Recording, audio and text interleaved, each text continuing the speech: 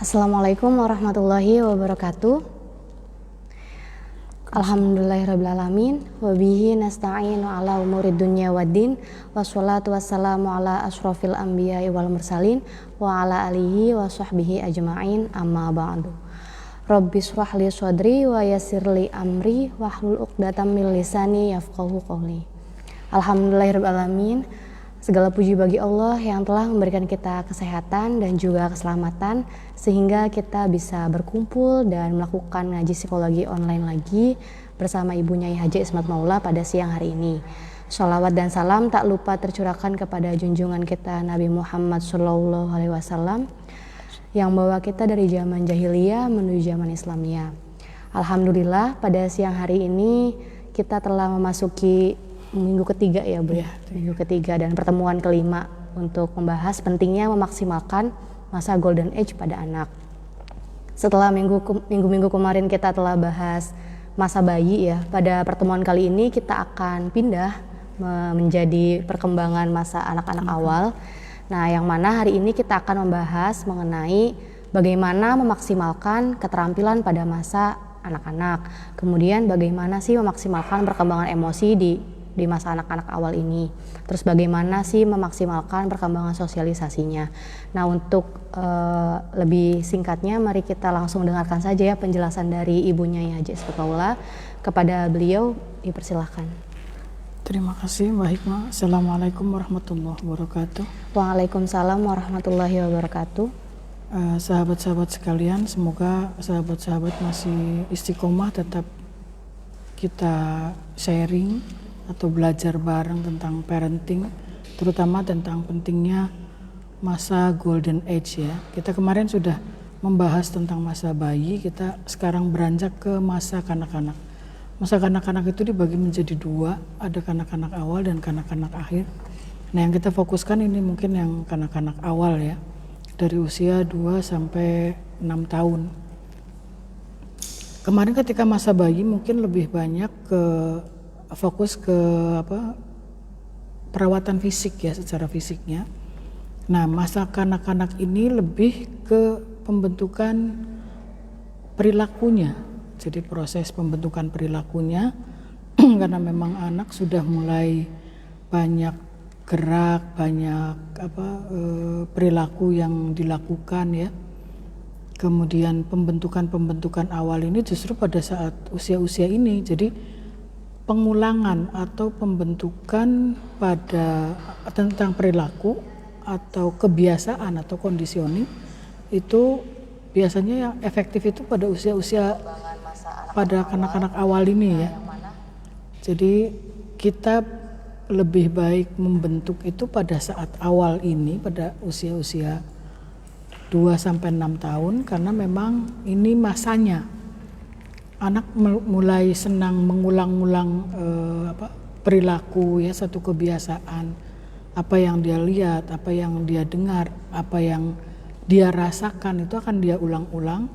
Nah, kita kalau mau membentuk perilaku atau satu kebiasaan ini paling efektif pada saat usia ini. Kemudian kalau misalnya ada perilaku-perilaku yang tidak efektif pun itu pembenahan atau beresinnya tuh yang paling efektif itu pada saat usia ini. Lebih mudah. Iya, jadi lebih gampang ya, karena memang mereka sedang seneng-senengnya belajar untuk mengulang, untuk melakukan sesuatu gitu. Jadi kalau ada sesuatu yang tidak beres itu segera diberesin, jangan nunggu nanti kalau udah gede juga ngerti sendiri bisa berubah dengan sendirinya, itu enggak ya. Jadi ya, tetap kita orang tua harus mengarahkan, harus mengevaluasi apa yang sebaiknya dilakukan anak, apa yang sebaiknya tidak dilakukan anak. Tentunya dengan bahasa anak, dengan pendekatan yang baik, bukan dengan emosi, bukan dengan bentakan ya. Karena memang sebetulnya anak sudah bisa mengerti ya. Kemarin ada perkembangan pengertian itu kan, anak sudah mulai mengerti sebetulnya, walaupun mungkin belum merespon seperti yang kita harapkan, karena memang respon anak dengan respon orang dewasa itu pastinya beda. Nah, terkadang yang jadi masalah itu kan kita orang dewasa atau orang tua itu mengharapkan responnya itu sama dengan kita. Lah kan nggak mungkin dong. Kemampuan atau kebisaannya juga berbeda ya. Betul. Cara mengungkapkannya juga mungkin anak-anak ini masih belajar. Jadi nggak mungkin disamakan. Tapi secara tidak disadari orang tua itu kadang-kadang tuntutannya seperti itu, pengen merespon dengan hal yang sama. Ketika tidak merespon, dianggapnya itu nggak ngerti itu. Padahal itu sudah paham anak itu sebetulnya. Nah, maka kalau kita membiasakan, mengkomunikasikan segala sesuatunya dengan anak itu akan lebih mudah ya, akan lebih mudah, akan lebih enak. Jadi dari awal itu kita membiasakan membicarakan sesuatu atau mengkomunikasikan. Jangan asal kita memerintahkan tanpa alasan gitu. Nah, pada masa anak-anak ini juga ada beberapa hal yang sebutan-sebutan ya, terutama dari orang tua, dari para ahli, dari psikolog sendiri gitu. Karena memang usia masa kanak-kanak awal ini juga satu masa yang unik ya, satu masa yang unik. Jadi anggapan dari berbagai kalangan itu berbeda-beda ya. Dari orang tua misalnya, masa kanak-kanak ini dianggap sebagai masa bermasalah. Kenapa dikatakan sebagai masa bermasalah? Mereka mandangnya karena pada usia kanak-kanak ini lebih rumit, lebih jelimet gitu. Kalau pada saat masa bayi itu kan fokusnya pada perawatan secara fisik itu mungkin tidak begitu sulit ya. Karena memang anak dengan kondisi bayi dengan kondisi yang tidak berdaya itu nurut aja gampangannya sih gitu. Nah, kita orang tua itu lebih fokus ke masalah fisiknya. Anak sudah mau menyusu, sudah mau makan, itu sudah beres lah gampangannya. Nah, tapi ketika masa kanak-kanak awal, ini akan ada hal-hal yang mungkin tidak banyak diketahui oleh orang tua. Seperti mereka belajar untuk berkomunikasi, berbicara, yaitu perkembangan berbicara juga merupakan kesulitan tersendiri. Ketika anak mengemukakan apa, kemudian si ibu ini nggak paham, itu juga memancing emosi. Kemudian pada saat anak ini mulai mengasah motorik kasarnya, ya, mulai mengasah motorik kasarnya, mulai mengasah motorik halusnya, sehingga itu banyak hal-hal yang anak ini kepengen, mulai timbul kemandiriannya juga. Dia mulai merasa bahwa saya tuh bisa melakukan ini, sehingga ketika dibantu atau ditolong oleh orang tuanya atau orang dewasa yang ada di sekitar itu dia mulai negativistik, yang mulai nggak mau, mulai menolak, nggak usah dibantu, saya bisa kok gitu. Nah, kemudian ketika si anak melakukan tidak sesuai ekspektasi dari orang dewasa atau orang tuanya, maka itu juga akan memancing masalah gitu. Jadi itu beberapa hal yang akan memancing masalah untuk orang tua. Makanya kenapa sih usia kanak-kanak awal ini dikatakan sebagai masa bermasalah, karena memang timbulnya masa trotsalter ya, tantrum itu pada saat usia-usia ini. Makanya itu dikatakan sebagai masa bermasalah. Jadi banyak ribut lah mereka pada saat ini. Juga usia menjelajah. Usia menjelajah itu anak akan mulai curiosity-nya timbul. Ketika masa bayi kan mungkin masih sebatas curiosity-nya sudah berkembang tapi masih awal ya. Nah, mulai ketika usia di atas 2 tahun itu dia sudah mulai menjelajahnya itu, atau curiosity-nya lebih berkembang lebih banyak, lebih pesat. Kemudian itu jadi memicu dia untuk menjelajah. Itu pengen tahu. Dia menjelajah ketika ada di satu tempat yang baru, itu semuanya akan dia jelajah, akan dia eksplor, akan dia pegang. Jadi kita sebagai orang tua itu biasanya akan lebih repot, akan lebih ribet gitu, karena semua apa yang ada di situ akan dia pegang, akan dia coba untuk eksplor gitu ya. Misalnya ada di satu tempat yang baru, ada TV, dia pegang-pegang channelnya, dia pencet-pencet ya. Kemudian ada listrik di situ, ada colokan segala macam, itu akan dia coba eksplor semua. Ini apa sih sebetulnya? Ini kenapa bisa begini? Bagaimana mekanismenya? Nah, itu pada masa menjelajah. Jadi apapun yang menurut dia baru itu akan dia eksplor. Nah, ini orang tua yang tidak menyadari bahwa akan terjadi fase ini akan ribut terus. Nah, di masa menjelajah ini kemudian dari rasa curiosity itu akan muncul juga dia mengeksplornya itu dengan cara bertanya. Maka disebut juga usia bertanya karena banyak nanya. Dan kalau sudah nanya itu nggak berhenti. Misalnya ini apa? Ini obat apa? Obat anu apa, terus nggak berhenti gitu sampai kita sendiri, kamu nanya kok nggak berhenti udah. Nah itu dari curiosity-nya sebetulnya. Jadi kenapa sih anak itu seneng bertanya? Karena memang dia kepengen tahu kenapa bisa terjadi seperti ini, bagaimana cara terjadinya gitu. Nah ini sebetulnya menunjukkan kreativitas atau kecerdasan. Semakin dia banyak nanya itu akan semakin cerdas. Kalau anak yang nggak cerdas itu kan nggak akan timbul pertanyaan gitu. Kayak misalnya daun, yang lain daunnya hijau, kenapa ini daunnya kuning warnanya? Kenapa bisa begini bunda? Coba jelaskan lah. Bundanya nggak bisa menjelaskan kok dapatnya ngamuk kan? Iya. Sudah dari sananya lah. Kalau sudah dari sananya nggak usah dijelasin. Nah ini biasanya hal-hal yang seperti ini yang mungkin kelihatannya sepele, tapi itu memutus curiosity. Ketika anak sudah terputus curiosity-nya, dia nggak akan bertanya lagi. Ketika dia nanya kemudian dibentak. Nah dari banyaknya pertanyaan ini, dia akan mulai mengembangkan kreativitasnya, mengembangkan curiosity-nya menjadi satu kecerdasan. Kemudian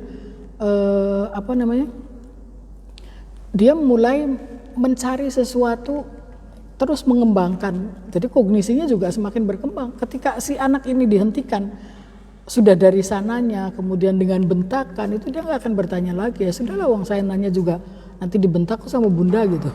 Nah ini jadi yang mungkin banyak terjadi di kalangan kita, di masyarakat kita itu mungkin karena memang orang tuanya atau ibunya terutama ribet ngurusi urusan rumah tangga. Belum lagi kalau misalnya anaknya lebih dari satu, mungkin ketika anak bertanya itu nggak terlayani gitu. Udah nggak usah nanya terus, nanti lagi. Nah begitu nanti lagi, yang ada di benak dia ini apa sih sebetulnya yang terjadi? Kenapa tidak dijawab saja gitu? Nah itu akhirnya juga akan membuat dia ya sudahlah nggak usah bertanya aja daripada saya nanya juga begitu. Tapi di satu sisi memang curiosity-nya ini lagi berkembang, kognisinya berkembang, dia akan terus timbul pertanyaan-pertanyaan itu karena memang dia mengembangkan kecerdasannya itu dari situ gitu. Nah ini yang harus kita ketahui bersama bahwa di satu sisi kadang-kadang ibu-ibu ini pengen banget anaknya cerdas, anaknya pinter. Tapi ketika si anak mengembangkan kecerdasannya, kemudian dipatahkan begitu saja. Ini wallahu a'lam ya, disadari atau tidak gitu. Ini harus jadi catatan tersendiri kalau menurut saya. Jadi kalau anak bertanya itu jangan diputus. Kita misalnya tidak tahu, lebih baik kita berterus terang, kita tidak tahu gitu. Dan memang pertanyaan anak itu seringkali sulit dijawab oleh ibu-ibu. Kayak misalnya pertanyaan-pertanyaan yang sepele banget. Ada hujan misalnya. Ini hujan tuh siapa yang nyetel ya? Nah kan kita ditanya seperti itu kan, ini jawabnya apa ya? Masa jawabnya Gusti Allah? Nanti dia nanya Gusti Allah itu siapa? Nah begitu dia nanya Gusti Allah itu siapa, kita bingung lagi jelasin. Nanti terus begitu ditanya lagi Gusti Allah itu rumahnya di mana? Bingung lagi kita kan. Nah rentetan pertanyaan itu akan terjadi gitu. Anak tuh kalau sudah dijawab sekali itu akan timbul pertanyaan-pertanyaan selanjutnya. Nah biasanya lanjutan pertanyaan inilah yang akan sulit dijawab oleh emak-emak gitu. Makanya kadang-kadang marah itu kan, dia sendiri bingung mau jawab apa, dengan bahasa anak pun mungkin dia juga bingung. Tapi di satu sisi anaknya nanya terus, Bu kenapa coba Bu, ini anu. Nah itu akhirnya marah lah. Ini banyak kejadian yang seperti itu ya. Boleh di ke atas. Atau misalnya ada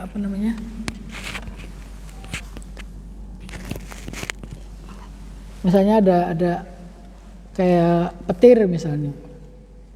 Nah itu juga pengen tahu kan proses terjadinya petir tuh, kenapa sih bisa ada petir? Kalau nggak ada petir gimana? Nah mama kan nggak mungkin ya kita menjelaskan proses terjadinya petir seperti yang di fisika, biologi kan nggak mungkin juga, mereka nggak ngerti. Kadang-kadang emaknya juga nggak paham. Nah ini masa bertanya ini juga ini dasar banget sebetulnya. Jadi jangan sampai kita ini salah sikap. ketika anak bertanya kemudian dipatahkan begitu saja, itu akan membuat anak jadi tadinya mungkin dia terstimulasi untuk explore, kemudian dengan adanya sikap kita yang mungkin kurang baik sehingga anak memutuskan untuk ya sudah lebih baik saya diam. Itu banyak kejadian seperti itu. Memang pertanyaan-pertanyaan anak kadang nyeleneh ya, kadang bikin kita berpikir juga karena memang itu di luar prediksi kita, di luar ekspektasi kita juga gitu. Makanya sebetulnya kita punya anak itu sebenarnya kita juga belajar dari mereka ya, belajar dari anak-anak ini. Apa sih yang mereka butuhkan, apa yang mereka pertanyakan, apa yang pengen mereka ketahui. Nah, itulah yang mungkin harus kita jawab gitu ya.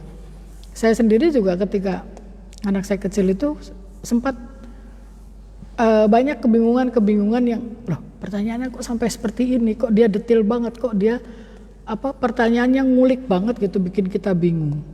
Salah satunya ketika terjadi geledek ya, guntur ya, guntur yang besar, suara dia lagi pada suara itu, dia bangun nangis, terus dia tanya, geledek ini siapa sih yang nyetel, Bu? Saya jawab, Gusti Allah. Ibu bisa nggak sih bilang sama Gusti Allah kalau geledeknya itu jangan kenceng-kenceng, hanya kaget gitu. Iya nanti. Ibu bilang ke bapak suruh bilang ke Gusti Allah kalau suaranya dikecilkan. Itu sudah tidur lagi. Saya tenang. Saya kira udah berhenti sampai di situ. Satu saat ada geledek lagi dan gede lagi. Itu dia kaget lagi seperti itu. Dia nanya, Ibu tuh udah ngomong belum sih sama Gusti Allah kalau aku kaget suaranya bisa dikecilkan enggak? Loh saya kaget kok dia masih ingat dengan kejadian itu gitu. Nggak nyangka. Aduh saya jawab apa gitu kan. Iya nanti. Gusti Allah tuh rumahnya di mana sih, Bu? Ibu tahu nggak? Ayo kita ke sana. Bukannya tambah menyelesaikan masalah, justru saya tambah bingung ini menjelaskan harus dengan cara apa gitu kan. Nah itu salah satu pertanyaan yang mungkin kelihatannya sepele banget, tapi itu akan ditanyakan sama anak. Atau misalnya ketika dia sudah mulai belajar tentang binatang, kita cerita misalnya binatang ini bernafas dengan ini bernafas dengan ini. Nah ketika dia tanya, Bu, cacing itu nafasnya pakai apa ya, Bu? Saya bingung, pakai apa ya cacing? Ketika ikan itu saya bisa jawab ya pakai insan. Pas ditanya cacing, saya bingung, cacing pakai apa ya, Mas? Nah tapi kita juga sebagai orang tua jangan kalah untuk menyiasati ya. Saya punya trik-trik sendiri untuk mengatasi itu supaya kita nggak kelihatan bodoh banget. Ya jadi kalau caranya itu saya ajak ke toko buku. Ayo kita cari jawabannya di toko buku, pastinya kan ada buku yang menjelaskan tentang cacing. Nah kebetulan dia juga tertarik, oh ya Bu, kita ke toko buku aja. Akhirnya saya ajak ke toko buku, terus dia cari tentang cacing itu, dia tahu, oh ternyata cacing itu bernafasnya gini, Bu, ini cacing itu seperti ini. Kebetulan memang dia senang baca kalau anak saya waktu kecil. Iya. Nah ini mungkin pertanyaan-pertanyaan ini yang kita harus hati-hati banget menyikapinya.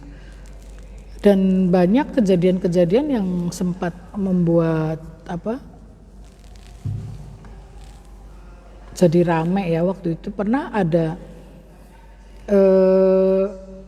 satu pertanyaan kemudian dijawab oleh anak ya, jadi anak SD waktu itu. Jadi ditanya, genteng itu warnanya apa gitu. Nah begitu si anak jawab biru, itu disalahkan sama si gurunya. Salah, genteng itu warnanya merah gitu. Nah begitu sampai rumah dia marah ke ibu. Oh, kenapa saya jawab genteng itu warnanya biru? Kenapa disalahkan? Itu genteng tetangga kita kan warnanya biru gitu. Memang waktu itu belum banyak genteng yang berwarna-warni seperti sekarang kan. Kalau sekarang kan genteng tuh warnanya macam-macam, ada hijau, ada biru, ada coklat, ada hitam kan, ada merah gitu. Nah, itu kemudian si anak ini protes, kenapa disalahkan? Padahal saya jawab itu kan benar, karena dilihat itu di tetangga kan warnanya biru. Gitu. Nah si ibu ini juga nggak bisa protes kan. Karena memang mungkin si gurunya yang menyalahkan, tapi si ibu berusaha menjelaskan pun juga masih belum bisa Dicek suaranya siapa? belum bisa menerima si anak gitu. Kenapa bisa disalahkan? Tapi si anak tetap penasaran kenapa disalahkan gitu. Akhirnya itu ramailah sampai waktu dulu sih masih belum belum banyak medsos seperti sekarang. Jadi masih di koran Suara Pembaca. Itu kan ada biasanya kolom pembaca. Nah, itu unek-unek segala macam itu biasanya disampaikan di situ. Itu sampai di kolom pembaca, kemudian itu jadi ramai juga, ada beberapa ahli psikolog juga yang turun tangan karena memang mungkin si anak ini juga masih tetap nggak terima dan gurunya juga ngerasanya kan benar karena memang saat itu belum banyak yang berwarna biru. Itu akhirnya ramai. Nah, kita ini menyikapi hal yang seperti ini kalaupun jawaban si anak ini kurang tepat, itu jangan langsung menyalahkan. Kita eksplor, kita dalami kenapa si anak menjawab seperti itu gitu. Jadi kita orang dewasa, orang tua maupun gurunya itu menyikapi apa yang direspon oleh anak itu juga harus hati-hati. Itu kan. Itu kalau misalnya kayak tadi disalahkan, itu anak nggak terima banget. Dia akan terluka tanpa si guru itu menjawab kenapa sih disalahkan gitu. Walaupun dia tahu misalnya karena genteng itu sebetulnya warnanya merah gitu. Tapi dia nggak terimanya tuh karena rumah tetangga saya tuh warnanya biru gentengnya gitu. Kenapa disalahkan? Harusnya kan bener gitu. Cuma kan umumnya. Nah, seharusnya si gurunya ini menjelaskan bahwa umumnya itu warnanya merah. Tapi memang ada mungkin yang warnanya biru. Seharusnya seperti itu. Jadi kita membenahi jawaban atau mindset si anak, pikiran, rasa curiosity itu dengan hati-hati. Karena itu akan menjadi dasar. Nanti bisa jadi ketika disalahkan seperti itu, anak ini nggak akan mau menjawab lagi. Sudahlah, saya jawab juga salah terus gitu. Padahal seharusnya kalau misalnya gurunya itu bisa menyikapi dengan bijak, itu tidak bisa menjawab atau menerima jawaban si murid ini dengan bijak, tidak dengan menyalahkan gitu. Nah, ini pernah ada kasus juga anak TK ya, itu ketika itu ditanya anak-anak ini warnanya apa, warnanya abang gitu, karena dia jawab dengan bahasa Jawa karena komunikasinya terbiasa bahasa Jawa. Nah, tapi sama gurunya itu disalahkan, bukan, itu namanya merah gitu. Terus ditanya lagi, ini warnanya apa, hijau, disalahkan lagi, bukan, itu namanya hijau. Setelah itu anak itu mogok sekolah, nggak mau masuk sekolah. Orang tuanya datang ke saya, ini anak saya mogok tiba-tiba, nggak mungkin tiba-tiba, pasti ada sesuatu. Saya tanya ibunya, ada kejadian apa di kelasnya? Nggak ada apa-apa. Nggak mungkin masa anak tiba-tiba mogok gitu kan, nggak mungkin, pasti ada penyebabnya. Cuma mungkin orang tua atau guru nggak menyadari gitu. Itu lama nggak, ada semingguan mungkin nggak mau sekolah, sampai orang tuanya bingung. Terus saya coba terus tanya, saya dalami, coba diinget-inget lagi. Dari 1 minggu itu sebelumnya ada peristiwa apa, saya bilang gitu. Tetap nggak ketemu juga orang tuanya. Terus saya tanya ke anaknya, kenapa nggak mau sekolah? Nggak mau, wong saya kalau jawab juga pasti salah. Jadi buat apa sekolah gitu, baik di rumah. Sudah dibujukin mau sekolah, tapi ibunya harus masuk, harus ada di kelas, dan dia nggak mau melihat ke depan, melihatnya ke belakang. Jadi nggak mau melihat gurunya. Duduk di situ di kelas, masuk, ibunya harus ada di situ dan dia ngelihatnya tuh ke belakang, nggak mau ke depan. Kan antik banget itu. Terus saya tanya terus, kenapa? Saya bilang. Akhirnya anaknya itu jawab. Itu ada pertanyaan, ini warnanya apa? Tuh dia ceritakan seperti itu. Itu mungkin kelihatannya sepele banget ya. Pertanyaan dengan dijawab seperti itu, tapi ternyata efeknya itu dahsyat banget sampai dia nggak mau sekolah, sampai dia kehilangan rasa percaya dirinya lah. Kalau itu terluka banget kan anak ini tersinggung. Seharusnya si guru itu bisa lebih bijak dengan mengatakan bahwa Ya, itu bahasa Jawanya abang, tapi bahasa Indonesianya merah. Ya, itu bahasa Jawanya hijau, tapi bahasa Indonesianya hijau. Itu tidak akan melukai, jadi dia merasa oh iya, berarti saya benar. Tapi itu bahasa Jawa, bahasa Indonesianya merah gitu. Tapi si guru tidak menyampaikan seperti itu, langsung salah. Ini warnanya merah namanya gitu. Jadi si anak itu kan mau tidak mau jangan dikira anak itu nggak tersinggung, nggak sakit hati ya. Anak juga sama dengan orang tua, sama dengan orang dewasa. Anak itu juga stres, anak juga tersinggung, anak juga sakit hati. Cuma meresponnya itu yang berbeda. Mungkin kalau orang tua bisa langsung protes, tapi kalau anak, ya itu tadi caranya dengan dia tidak mau sekolah, dia nggak mau masuk, dia nggak mau interaksi dengan gurunya. Setelah masuk, kemudian dia melihatnya ke belakang, dia baru bisa normal lagi. Itu setelah naik kelas dan gurunya ganti. Nah ini kan fatal banget sama ya. gurunya ya, trauma gitu, trauma sama gurunya. Iya, gitu. karena disalahkan itu tadi, dan itu di depan teman-temannya gitu kan. Ya anak kecil itu, anak-anak ini mau menjawab sama kayak kita, mau menjawab itu udah mikir setengah mati kan, ini saya bener nggak ya, salah nggak ya. Ketika dia menjawab kemudian disalahkan kan sudah kebayang kayak apa sakit hatinya gitu. Kita aja yang udah dewasa kalau misalnya mau jawab, iya jawab gak ya, terus jawab kemudian salah ternyata, itu kan kita juga kecewa banget gitu. Nah anak juga sama, tapi responnya mungkin yang berbeda. Anak merespon kekecewaan itu dengan dia nggak mau ngelihat gurunya, nggak mau interaksi dengan gurunya, nggak mau masuk kelas karena dia malu. Nah si guru ini kan nggak mau mempertimbangkan bahwa anak ini punya rasa malu gitu mungkin. Nah jadi harus dipertimbangkan.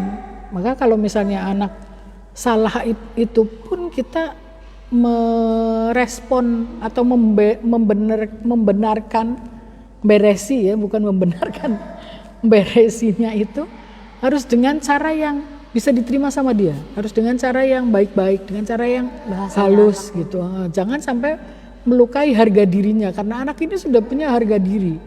Begitu di depan teman-temannya dipermalukan, dia sudah ngerasa sudahlah, buat apa saya sekolah gitu. Dia malu. Nah ini kadang kita orang dewasa itu tidak mempertimbangkan ini, nganggapnya anak belum ngerti apa-apa. Padahal anak sudah punya rasa malu, sudah punya rasa tidak enak gitu. Konformitasnya sudah mulai ada walaupun mungkin sedikit, sehingga ketika ada sesuatu yang tidak dia inginkan itu dia takut jangan-jangan teman-teman nanti nganggap saya begini. Nah itu ada perasaan seperti itunya tuh ada. Jadi jangan dikira hanya orang dewasa yang bisa seperti itu. Nah jadi ketika kita menyikapi pertanyaan-pertanyaan itu jangan asal gitu. Itu kita lebih baik belajar lebih banyak lagi supaya kita bisa menyikapi dengan positif rasa ingin tahu anak-anak, kemudian mengembangkan kreativitasnya juga gitu, karena dari curiosity itulah anak-anak itu akan mengembangkan kognitifnya, mengembangkan kreativitasnya. Kalau kemudian itu kita patahkan, kita putus sampai di situ ya sudah, itu dia kan nggak akan ada rasa ingin tahu, walaupun mungkin dia pengen tahu kenapa ini begini ya. Nah, terutama orang-orang yang ada di yang di pedalaman mungkin, yang pendidikannya kurang memadai, itu kan jawaban juga mungkin asal saja. Ya sudah dari sananya seperti itu sudah. Nah ini kan anak juga sudah dari sananya gimana gitu. Kadang-kadang juga di jawabannya itu kan direkayasa sendiri. Kayak misalnya dia anak-anak nanya, Dede itu datangnya dari mana? Oh dibawa sama Bango gitu. Nah ini kan anak dibawa sama Bango gitu, bukannya ini. Nah itu anak kan juga akan mensinkronkan. Ketika mungkin ada jawaban dari orang tua yang lain yang berbeda, dia akan membandingkan. Ini jawaban ini yang benar yang mana? Kata ibu dibawa sama Bango, tapi kata ibunya Anu kok begini gitu. Nah ini juga akan membuat kerancuan sama anak ini. Ini yang benar sebetulnya yang mana? Jadi kita juga jangan menambah bingung anak-anak ini dengan rasa ingin tahunya. Tentunya kita jelaskan apa yang terjadi itu sesuai dengan pengetahuan anak dengan bahasa anak. Kalau misalnya anak nanya, ini kenapa daun ini warnanya merah, sementara yang lain daun warnanya hijau. Nah kita tidak harus menjelaskan bahwa ini terjadi fotosintesis kemudian bla bla bla bla. Ya sampai ini juga nggak akan nyampe. Kenapa? Karena kognisinya masih belum berkembang anak usia segitu ya. Jadi ini yang harus diketahui oleh ibu-ibu sekalian bahwa pada masa bertanya ini anak akan banyak bertanya dan gak akan diam. Tidak puas dengan satu jawaban. Selagi dia masih belum puas itu akan terus nanya, itu gak akan berhenti-berhenti gitu. Kenapa bisa begini? Kenapa ini begitu? Anak saya itu dulu kalau dibelikan mobil-mobilan itu dia preteli satu-satu. Pintunya dia preteli, bannya dia preteli gitu. Begitu saya tanya, kenapa sih A dipreteli? Pintu ini nih Bu, kenapa sih bisa gerak-gerak? Kenapa bisa dibuka tutup? Ini yang bikin menggerakkan ini apa gitu? Sementara mobil-mobilan yang satunya itu paten nggak bisa digerakkan gitu. Kenapa ini nggak bisa gerak kayak ini? Itu dia tutup, dia buka. Itu berkali-kali itu mencari jawaban dari pertanyaan itu. Yang membuat pintu ini bisa dibuka ini apa sih Bu? Kenapa yang ini nggak bisa dibuka? Kenapa nggak bikin kayak gini aja gitu? Terus ban? Ada mobil-mobilan yang harus dijalankan kan, dijalankan dulu baru bisa jalan. Ada yang hanya ditarik saja terus jalan sendiri. Nah itu dia amati betul ban itu. Kenapa yang ini tidak harus kita jalankan, dia bisa jalan sendiri.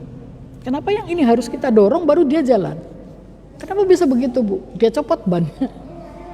Bannya sama ya Bu, tapi kenapa katanya? Nah ini kan menunjukkan bahwa sebetulnya dia tuh segala sesuatu itu dia amati.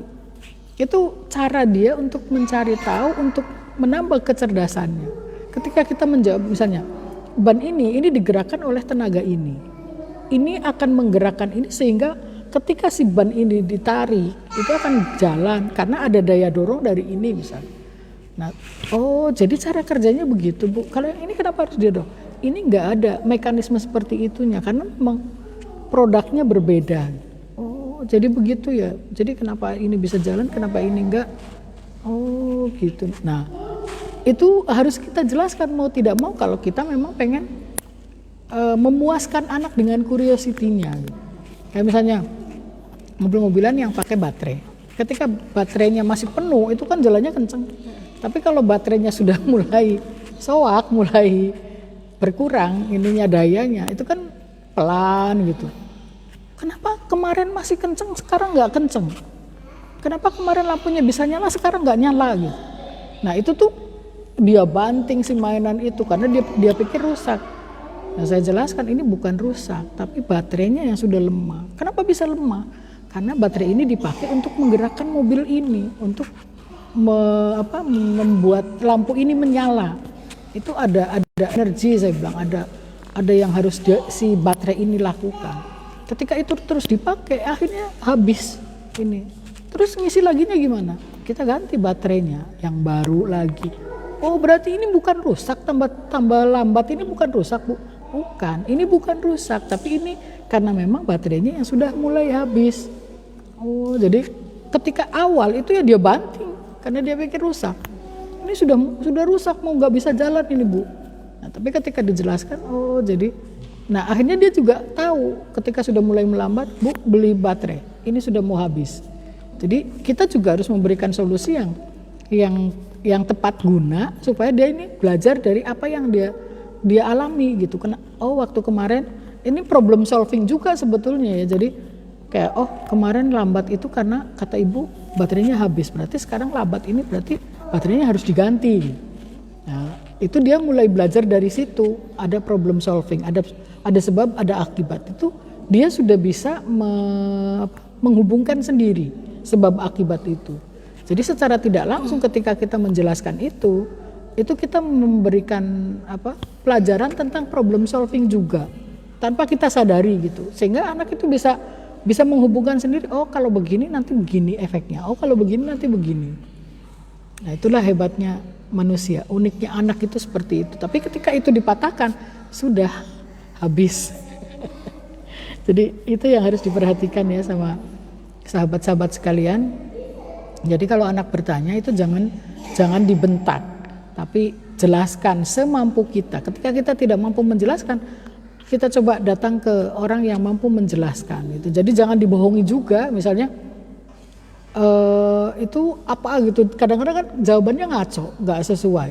Yang penting kejawab. Nah itu dia. Nah nanti itu juga ketika anak tahu yang sebenarnya itu akan justru berpikiran negatif ke orang dewasa yang menjawab asal-asalan gitu. Nah ini yang harus kita perhatikan juga gitu, karena itu jadi dasar. Sebaiknya kalau memang tidak tahu, ya terus terang aja nggak tahu. Atau kita coba apa caranya? Ayo kita cari bareng. Kalau sekarang mungkin lebih mudah ya, lebih enak karena ada Mbak Google. Ya, betul. Ada buka handphone.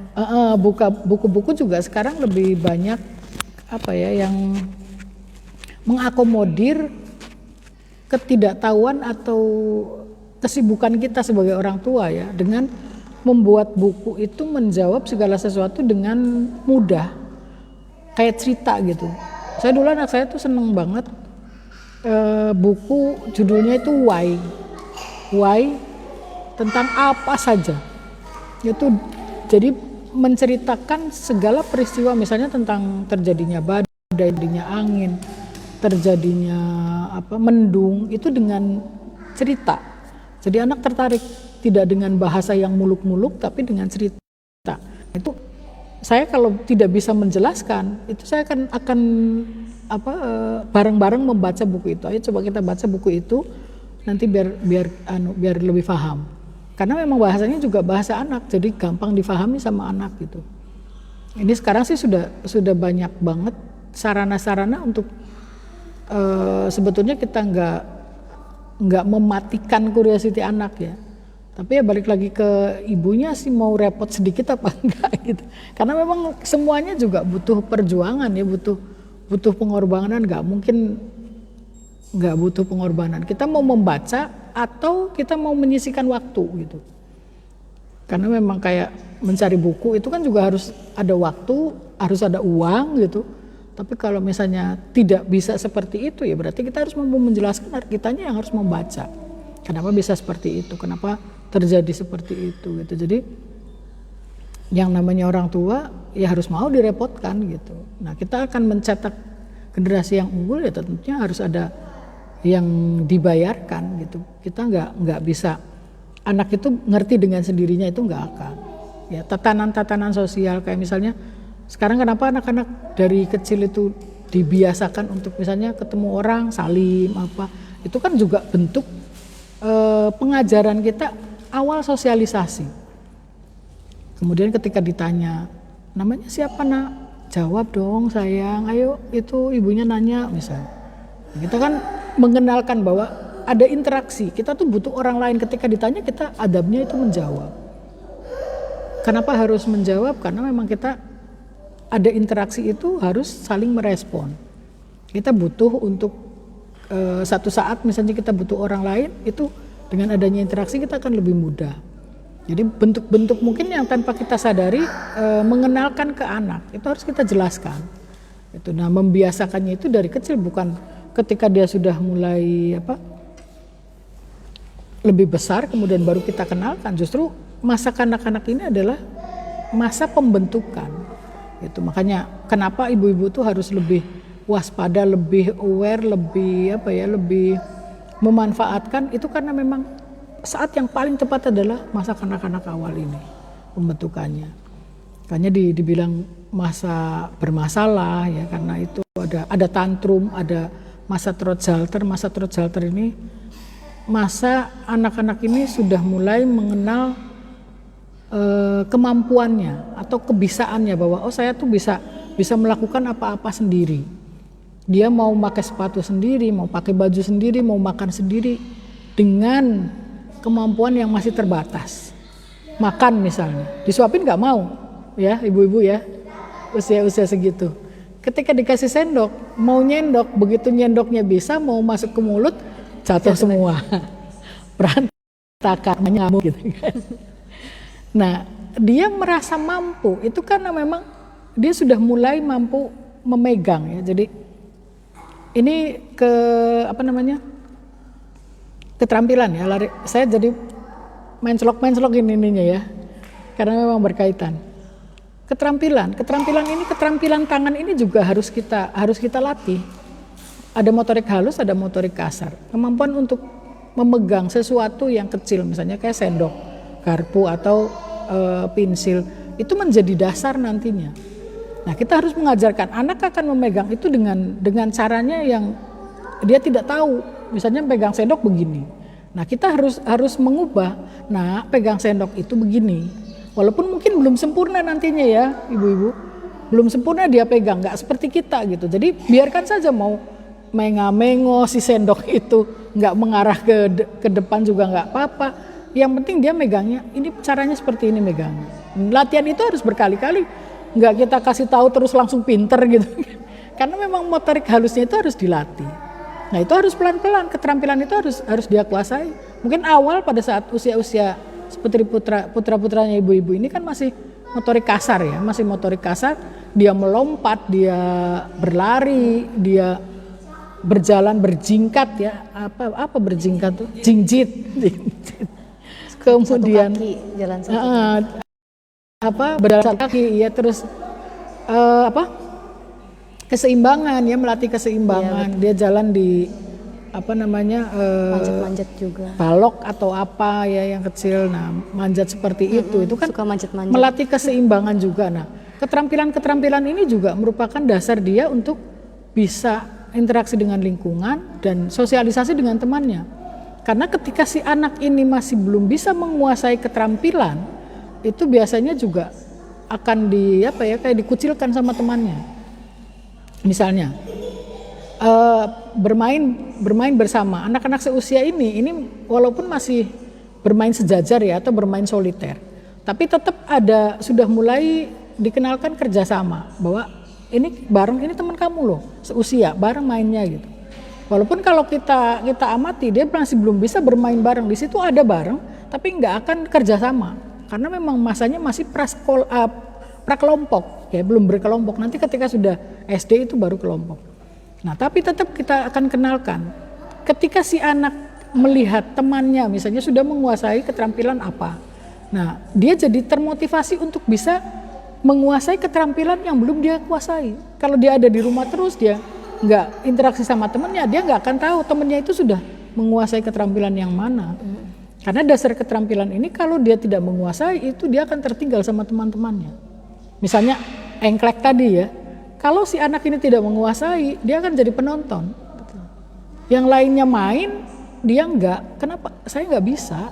Sepedaan juga. Nah, sepeda roda 3 misalnya awalnya. Nah, nanti ada temannya yang sudah bisa roda 2. Nah, yang nggak bisa roda 2, ini akan jadi penonton nantinya. Bukan ikut serta di situ.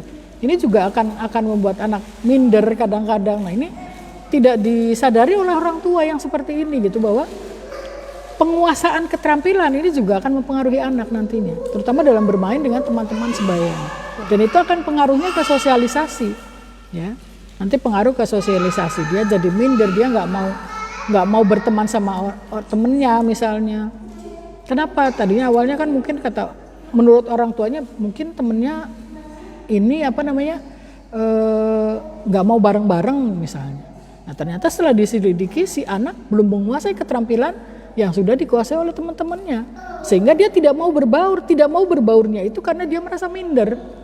Yang lain kok bisa itu, saya kok nggak bisa. Nah, ini yang jadi pangkal masalahnya. Sementara orang tua kadang-kadang ngira-ngira sendiri, kayaknya tadinya temennya itu pernah ngerebut mainannya deh gitu.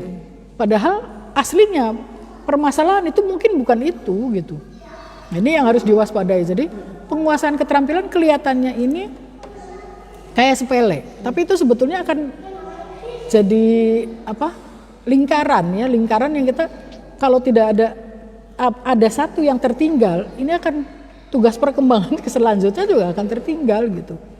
Menguasai keterampilannya ini tidak dia kuasai, sosialisasi juga akan terhambat. Yaitu tadi, yang lain-lainnya bisa bareng, dia akan ada di tepi saja jadi penonton gitu. Nah, ketika jadi penonton nggak ada yang bisa dia kembangkan selain rasa minder, dan dia memandang dirinya itu negatif gitu. Nah, itu jadi ketika anak meloncat-loncat, dia berlari apa itu jangan kita larang, karena itu eksplor dia atau cara dia mengasah keterampilan motorik kasar. Nah, nanti motorik halusnya itu dikembangkan sambil jalan ketika motorik kasar ini sudah berkembang lebih pesat. Biasanya kan memang perkembangannya itu motorik kasar dulu, baru kemudian motorik halus. Nah, motorik kasar itu tadi kayak semacam manjat-manjat tadi ya, kemudian loncat-loncat dan lain sebagainya. Nah, motorik kasar itu dia menggenggam, megang sesuatu yang kecil, itu motorik halus. Jadi itu juga harus dilatih gitu. Jadi kayak pegang sendok, itu tetap harus dilatih. Ketika dia ada keinginan untuk, ibu saya makan sendiri ya, jangan, enggak, didulang baik, engkue klektekan kabeh, wah segala macem. Emaknya nggak mau rempong. Nah, ketika ada kesempatan dia kepengen, kemudian kita larang, itu lama-lama dia ya sudah. Setiap kali saya makan pasti ibu marah. Ya sudah, terima jadi didulang misalnya. Itu nanti bisa jadi juga motorik halusnya tidak berkembangnya nggak sempurna. Kenapa? Karena dia tidak pernah dikasih kesempatan untuk belajar motorik halus gitu. Jadi kalau dia kepengen mau makan sendiri, walaupun mungkin berceceran kemana-mana ya, kemudian nanti minum juga basah semua gitu, makan tumpah semua, ya itu harap dimaklum karena memang itu cara belajar dia seperti itu. Kalau kita tidak kasih kesempatan, dia nggak akan bisa mengembangkan motorik halusnya dengan sempurna nantinya. Nah, itu dia makanya yang saya katakan tadi, masalahnya itu adanya emaknya nggak mau repot. Wis disaponi kudu disaponi mana. Nah, ini masalahnya. Jadi kenapa banyak anak-anak TK, anak-anak yang SD itu juga masih pegang pulpen itu begini misalnya? Ya karena salah satunya biasanya kurang stimulasi. Nggak dikasih kesempatan untuk itu. Nulis misalnya. Anak-anak SD kelas 1 kan masih belajar ya Bu nulis. Nah, emaknya tuh nulisku gede-gede pisan buku gelis tau apa. Akhirnya kan ibunya bari diblesak-blesakakan gitu. Biar pantas itu anak yang nulis gitu. Ini contoh kasus ini. Aduh. Nah, tapi efeknya itu ke anaknya, Bu, bukan ke ibunya. Anaknya jadi nggak belajar untuk memegang pulpen atau pensil dengan baik. Iya. Karena selalu emaknya yang nulis, bukan anaknya. Jadi kasih kesempatan dia sejelek apapun untuk dia merasakan bahwa oh dia bisa sebetulnya. Nah, dengan banyaknya latihan itu dia akan lebih halus memperbaiki kualitas tulisannya. Juga memperbaiki cara memegangnya. Coba kalau ibu perhatikan anak yang sudah besar saja remaja, megang pulpen itu beragam. Ada yang begini, ada yang begini. Nah, itu berawal dari pertama dia belajar untuk memegang itu. Gitu, jadi kasih kesempatan ya Bu, jangan dilarang lagi. Anak untuk tulis mau sejelek apapun biarkan dia nulis. Mau naik turun kayak naik gunung gitu nggak masalah. Memang dia masih belum bisa untuk seperti kita orang dewasa gitu. Nulis kok naik turun ya memang dia belum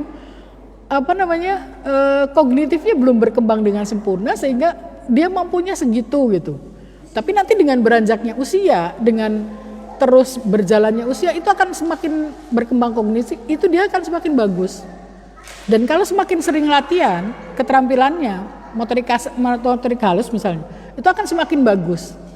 Semakin sering dibantu ibunya, semakin lambat nantinya. Makanya kenapa di TK itu kan ada keterampilan meronce ya, memasukkan manik-manik ke benang, kemudian ambil kacang-kacangan, kancing itu sebetulnya kan melatih motorik halus supaya anak itu bisa menjumput ya, ngambil ini. Makin kecil bendanya makin bisa. Makin sulit biasanya karena memang kemampuan anak itu kan bertahap. Jadi keterampilan itu harus kita ajarkan, tetap kita latih gitu. Jangan hanya mengandalkan di sekolah ya, misalnya di PAUD atau di TK, ya seberapa lama sekolah di TK, anak TK paling 2 jam, kadang nggak sampai 2 jam ya. Iya. Nah tapi kalau di rumah itu sebetulnya kesempatan dia mengasah. Kalau di sekolah hanya 2 jam, di rumah itu akan lebih lama. Jadi misalnya dia coba untuk ngambil sesuatu, kadang jukut kue kudu sesuai pisan coba. Nah, hal-hal yang seperti inilah yang membuat anak, jadi saya seharusnya seperti apa? Dia sudah berusaha untuk pengen mengembangkan itu, pengen melatih itu, tapi selalu dibully oleh orang tuanya sendiri. Gitu. Jadi harapannya itu terlalu tinggi, targetnya terlalu tinggi, kepengen anak langsung bisa. Nah, sementara motorik halusnya saja belum sempurna. Nah, sekarang ada kecenderungan kan di TK SD itu, TK ya terutama, anak bisa calistung. Nah, ini banyak banget kasus-kasus yang terjadi dan hampir mungkin semua sekolah ya TK calistung. Sementara yang saya tahu TK itu belum diajarkan calistung sebetulnya. Kenapa? Karena memang kognitifnya belum berkembang dengan sempurna. Calistung itu nanti diajarkan harusnya ketika usia SD. Ketika kognitifnya itu sudah berkembang lebih pesat daripada ketika TK. Gitu. Jadi TK itu masih permainan, masih mengembangkan motorik kasar. Sementara SD itu sudah mulai belajar untuk motorik halus. Nah, kalau misalnya TK kemudian diajarkan calistung atau misalnya menulis, itu kan motorik halusnya belum berkembang. Nah, ketika motorik halus belum berkembang, ya otomatis di stimulasi kayak apapun ya nggak akan bisa, karena itu kaitannya dengan kematangan. Kematangan itu adalah kesiapan organ-organ yang ada di dalam tubuh si anak itu. Jadi nggak bisa dilatih sampai 1000 kali pun sehari, ya nggak akan bisa kalau memang itu belum berkembang. Itu kematangan. Kalau kematangan itu akan datang dengan sendirinya ketika organ-organ itu sudah siap, itu dia akan bisa dengan sendirinya. Sama kayak berjalan misalnya. Berjalan itu kan kematangan. Kalau misalnya anak belum bisa jalan, terus dilatih sehari sampai 100 kali, ya tetap nggak akan jalan kalau organ-organ berjalannya ini masih belum matang. Gitu. Begitupun motorik halus. Anak TK kita suruh nulis terus setiap hari. Nah, karena belum berkembang ya sampai kapanpun dia akan jelek aja. Kenapa? Ya karena memang belum berkembang. Coba nanti ketika sudah mulai berkembang, sudah ada kematangan, itu dia akan bisa. Begitu. Bukan berarti nggak boleh distimulasi. Stimulasi itu akan mempercepat, tapi ya tidak seperti yang diharapkan oleh ibunya yang lebih cepat lagi. Anak TK harus sudah bisa nulis segala macam. Zaman saya dulu nggak ada. Bisa nulis itu ketika SD gitu. Itu kurikulumnya saya kira masih belum berubah ya, masih seperti itu. Tapi sekarang banyak yang salah kaprah. Itu kalau ada penilik biasanya nggak boleh ya Bu ya, tapi ternyata umpet-umpetan. Nah itu dia. Jadi harusnya yang kita edukasi orang tuanya kayaknya, yang kita edukasi orang tuanya bahwa anak TK itu masih belum seharusnya, tidak seharusnya untuk bisa calistung gitu. Nah sampai dikursuskan ya, kalau ibu-ibu sekarang itu anak kecil kok sudah kursus gitu. Saya yang tua aja juga males kursus. Nah kursusnya calistung. Apakah nanti kalau misalnya anak itu dikursuskan calistung terus akan lebih pintar? Ada jaminan nggak? Enggak juga. Nah itu. Jadi kadang-kadang nggak pahamnya itu ya karena kepengen sama dengan yang lain dikursuskan. Padahal mungkin kenapa anak masih belum bisa ya karena memang belum matang. Kematangan pada setiap orang itu nggak sama usianya. Itu ada yang kita tahu itu hanya umumnya. Nah, sedangkan perkembangan pada setiap anak itu masing-masing punya mekanismenya sendiri, punya polanya sendiri. Jadi berbeda. Anak yang satu dengan yang lain itu perkembangannya akan berbeda. Perempuan dengan laki-laki itu sudah berbeda. Satu dengan yang lain akan berbeda lagi. Tapi emak-emak itu akan menyamaratakan. Anakku si Anu sih kok udah bisa ini. Sementara anak saya belum bisa apa-apa. Nah, barangkali anak kita itu memang ada sesuatu yang terjadi apa. Tidak lantas solusinya itu kemudian mengkursuskan. Yang harus kita cari tahu kenapa. Gitu. Memang kurang stimulasi atau kenapa. Ada yang misalnya kenapa bisa lebih cepat, ya mungkin kematangannya lebih cepatnya datangnya gitu, masa kematangannya, atau stimulasinya mungkin ibunya lebih telaten misalnya, sementara kita nggak telaten. Nah ini juga bisa mempengaruhi sebetulnya. Jadi di kita itu kebanyakan menafsirkan sendiri, jadi cari solusi sendiri, yang itu jadi salah kaprah nantinya. Ya jadi membandingkan anak kita dengan anak tetangga itu juga merupakan pemicu untuk anak ini jadi berbeda dengan yang lain gitu, dan harus seragam semua. Satu yang tetangganya dikursuskan, anak kita dikursuskan juga gitu. Padahal mungkin nggak butuh. Nah itu. Ibunya itu mah yang panas, Bu. Yang dikursuskan ya. Mungkin itu ya yang saya bisa sampaikan. Nanti mungkin bisa berkembang sambil jalan dari pertanyaan-pertanyaan. Iya. Alhamdulillah, terima kasih banyak atas penjelasannya, dan memang sangat rumit ya kalau membahas masa awal anak-anak ini, karena emang complicated dan banyak banget tantangannya. Karena kan di zaman sekarang juga ada kayak istilah teenager, jadi di umur 3 tahun itu kayak anak umur 17-18an, jadi itu masa-masa pubertas tuh kan banyak masalahnya itu sama kayak sampai ada istilah teenager itu di zaman sekarang. Makanya ini cukup menarik juga, dan pasti banyak banget masalah-masalah ibu-ibu yang terjadi ketika awal masa anak-anak ini. Dan ini juga ada pertanyaan dari salah satu sahabat ya Bu ya, mengenai dari Mamah Emben, mau bertanya katanya, Assalamualaikum warahmatullahi wabarakatuh. Anak-anak itu cenderung selalu ingin tahu, ada seorang ibu yang memiliki 2 putri, yang satu usia remaja dan sudah haid, sementara yang satu masih duduk di taman anak-anak. Suatu hari di bulan Ramadan, si kakak itu haid dan tidak berpuasa, sementara si adik sedang belajar berpuasa sehari 2 hari, dia makan sembunyi-sembunyi dan tidak ketahuan. Suatu pas makan ketahuan si adik, dan dia bertanya ke ibunya, kenapa kakak nggak puasa dan boleh makan? Si ibu itu bingung jawabnya. Terpaksa si ibu jujur kalau kakaknya lagi haid.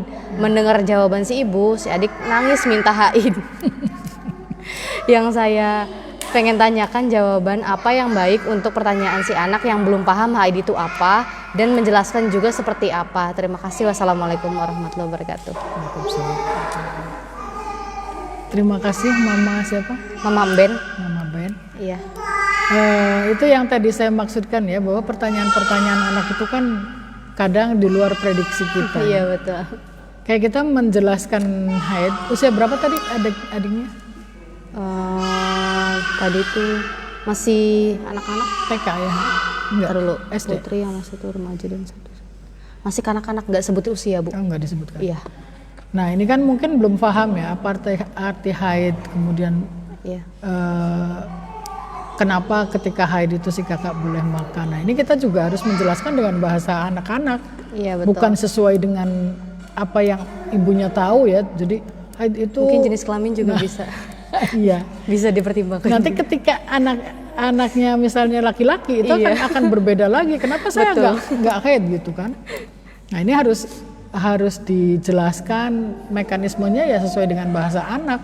Benar. Tidak sesuai dengan bahasa kitab ya, walaupun ibunya tahu misalnya itu bagaimana kenapa perempuan yang sudah dewasa haid. Tapi yang saya garis bawahi ini, kita menjelaskan sesuatu yang terjadi itu harus dengan bahasa anak yang bisa diterima oleh anak gitu. Nah, jawabannya seperti apa ya? Tentunya mungkin disesuaikan dengan usia anak.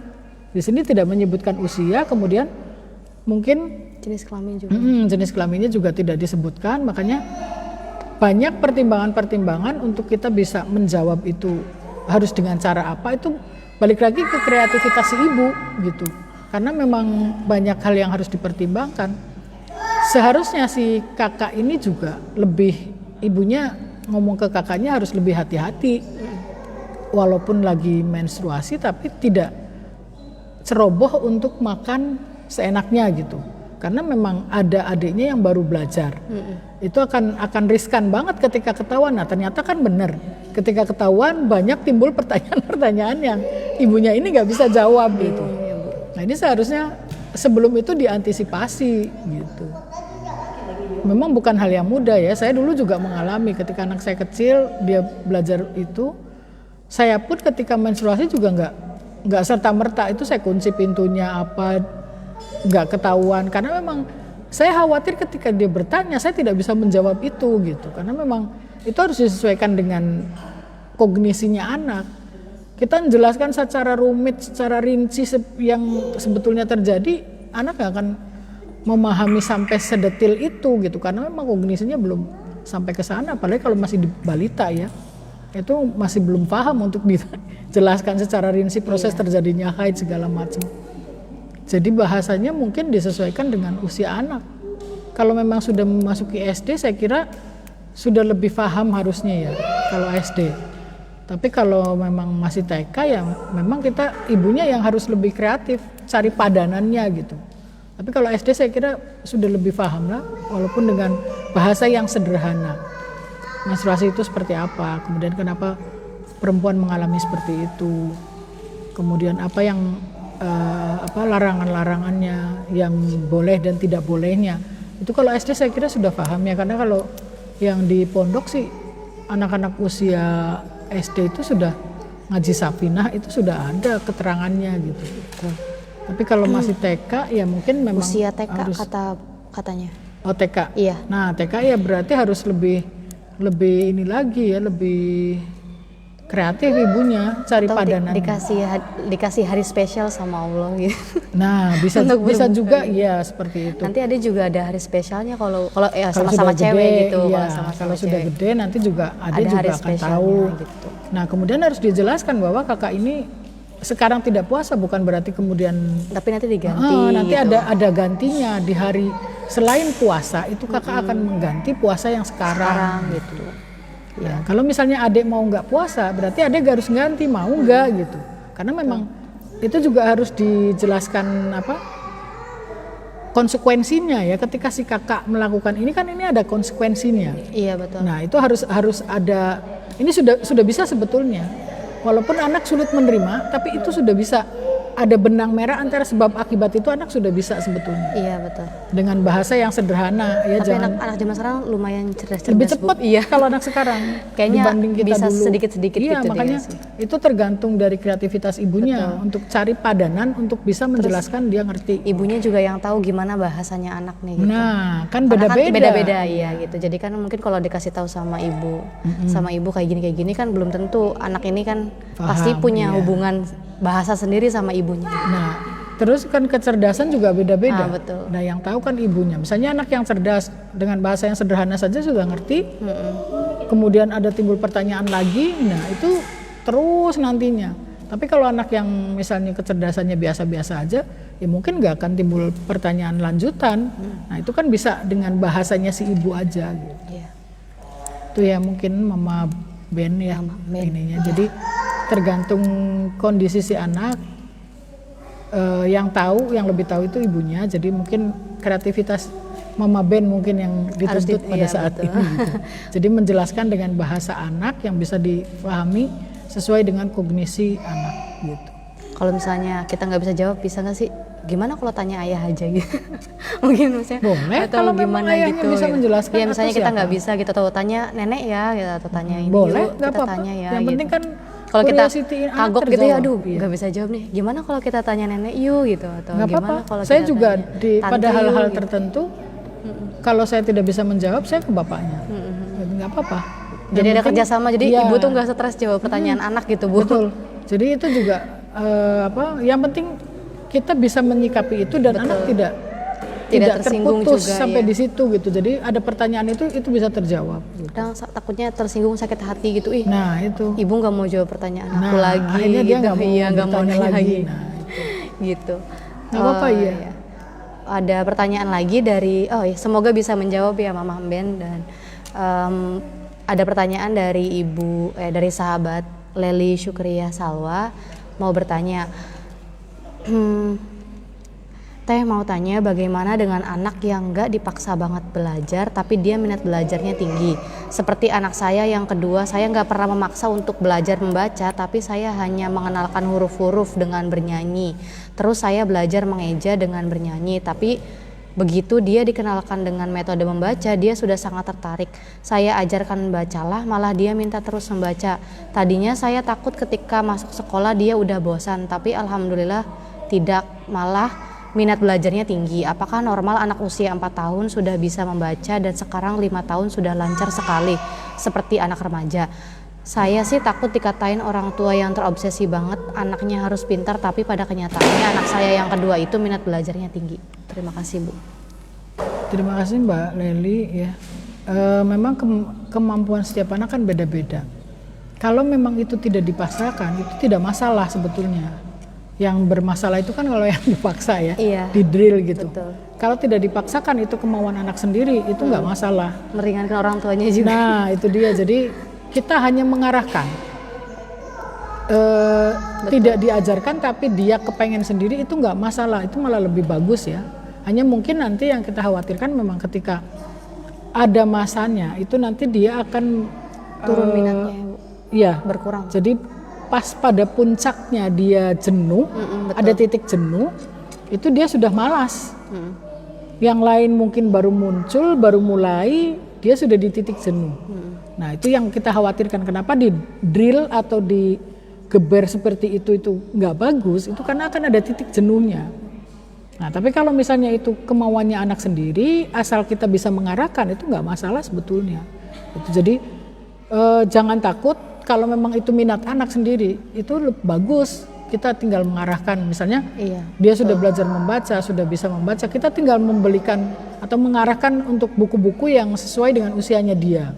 Betul, pakai metode-metode lain juga, nggak cuma bernyanyi mungkin gitu ya. Nah, Nanti iya. bisa dikembangkan dengan explore di alam atau dan lain sebagainya. Itu juga bisa. Atau kalau misalnya itu kita bisa sambil mengenalkan, kalau dia sudah bisa membaca, kita coba kembangkan nalarnya. Iya betul. Logikanya gitu. Jadi misalnya anak ini baca, kita minta untuk dia cerita lagi. Coba ceritakan tadi yang sudah dibaca itu apa gitu. Nah nanti kalau dia bisa menceritakan lagi, kita coba diskusikan.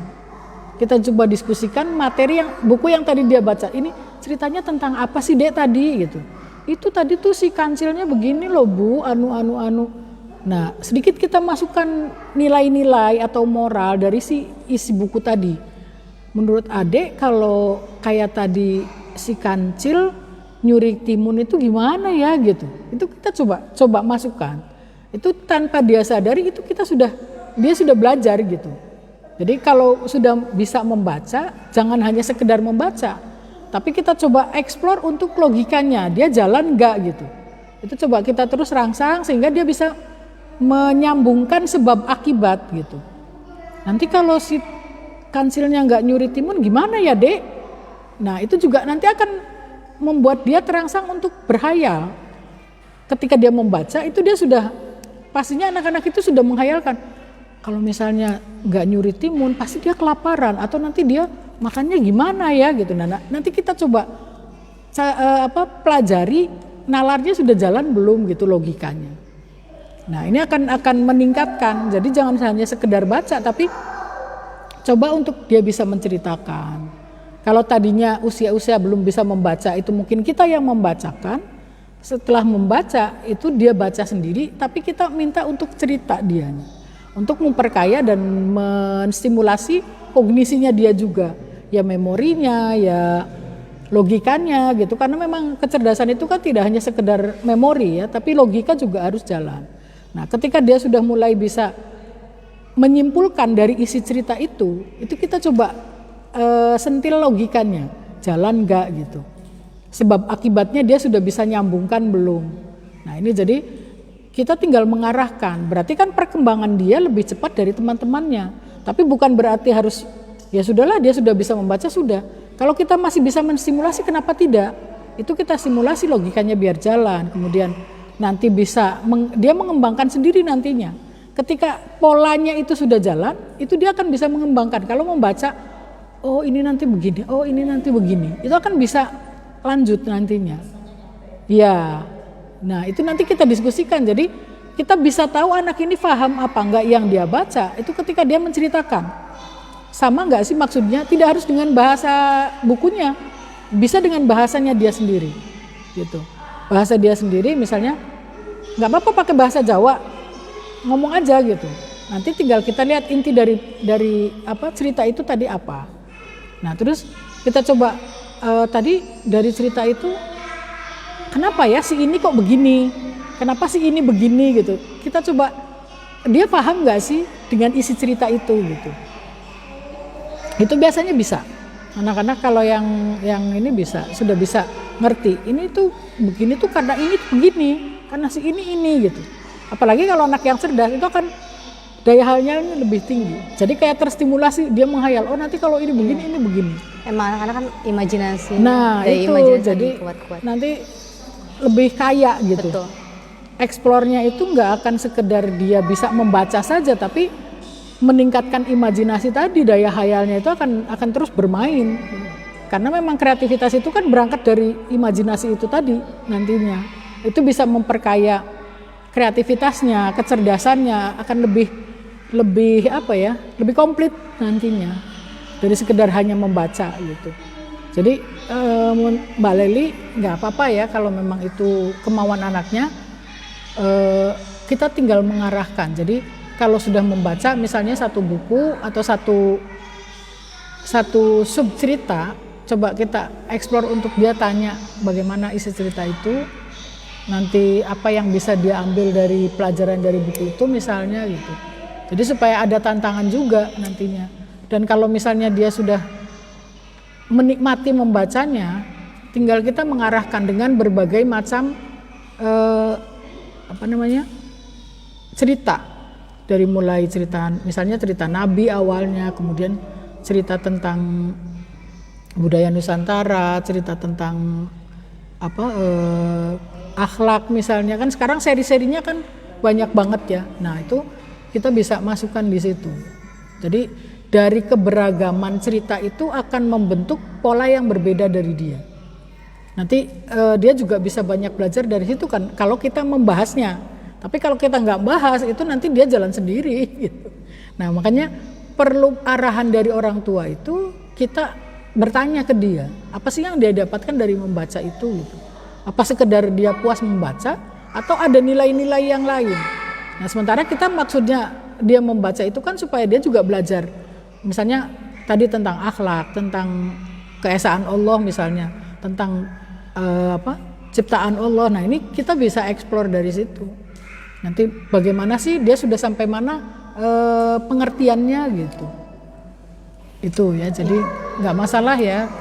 Jangan takut untuk dikira anaknya pengen lebih pintar dan sebagainya. Kalau itu selagi itu kemauan anaknya nggak masalah kalau menurut saya. Kalau masalah diomongin sama orang lain mah nggak perlu khawatir ya Bu ya.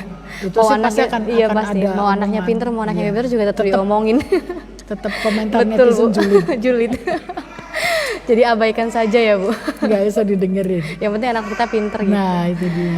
Ya semoga bisa menjawab buat sahabat Leli ya. Ada pertanyaan lanjutan dari sahabat Muiz. Assalamualaikum warahmatullahi wabarakatuh. Saya mau bertanya Teh, ada seorang kakak mengajak adiknya yang masih anak-anak buat belajar membaca. Si adik gak mau. Kakak tidak memarahinya. Hingga perjalanan waktu, si adik duduk di bangku kelas 1 SD namun masih belum bisa membaca. Si kakak pun terus mengajak si adik belajar membaca, namun si adik tetap gak mau. Bagaimana si kakak menyikapinya Bu? Terima kasih. Kelas 1 SD ya? Nah ini juga kita jangan memaksa anak untuk belajar membaca ya. Tapi mungkin kitanya yang harus kreatif caranya. Anak masih usia bermain. Nah kalau kita harapkan anak itu untuk belajar kayak orang tua, kayak orang dewasa, belajar duduk manis ya nggak mungkin. Kalau itu masanya kanak-kanak, kita bisa mengajarkan dengan cara bermain. Kayak tadi yang Mbak Leli lakukan ya. Mbak Leli melakukan mengajarkan anaknya membaca itu dengan bernyanyi. Dengan mengejanya juga dengan bernyanyi. Atau mengenalkan hurufnya. Awalnya kan kita mengenalkan huruf dulu sebelum membaca. Nah, kita tempelkan ke mainannya. Mainan apa yang dia senangi. Itu bisa banyak cara sebetulnya. Kita tempelkan huruf A di mainan apa, huruf B di mainan apa. Nah, nanti kita bukan ke hurufnya dulu fokusnya, tapi ke mainannya. Dek, coba tolong ambilkan mainan yang warnanya hijau. Nah, ini warna hijau, ini kok ada hurufnya ya, ini huruf apa ya gitu. Nah, nanti dari situ kita akan mensimulasi rasa ingin tahu dia. Kenapa ada tempelannya? Iya tadi ditempelin. Coba ini huruf apa ya? Kita cari tahu yuk huruf apa ini gitu. Nah itu dari situ dia nggak ngerasa diajari kalau seperti itu. Nah jadi kayak bermain. Nah, nanti kita coba yang satunya, coba yang merah itu tempelannya huruf apa ya itu? Sama nggak dengan huruf ini? Ini beda bentuknya. Oh iya ya, kok bisa beda ya? Oh ini huruf ini ya. Oh berarti yang merah hurufnya anu, yang hijau hurufnya ini. Oh iya ya, berarti nggak sama ya. Coba huruf yang warna apa, yang mainan yang lain yang warna kuning misalnya. Nah jadi dengan cara seperti itu dia nggak ngerasa diajari, tapi dia ngerasanya diajak main misalnya. Kalau yang perempuan misalnya bisa aja ditempelin ke boneka misalnya. Kalau yang laki-laki di mobil-mobilan atau di robot-robotan gitu. Saya dulu mengajarkan juga begitu, anak saya itu belajar membaca lebih lambat dari teman-temannya. Karena memang motorik kasarnya lebih dominan anak saya. Jadi untuk duduk anteng itu susahnya setengah mati. Nah akhirnya saya pakai caranya itu, saya tempelin ke mobil-mobilan. Yang lain teman-temannya sudah bisa baca.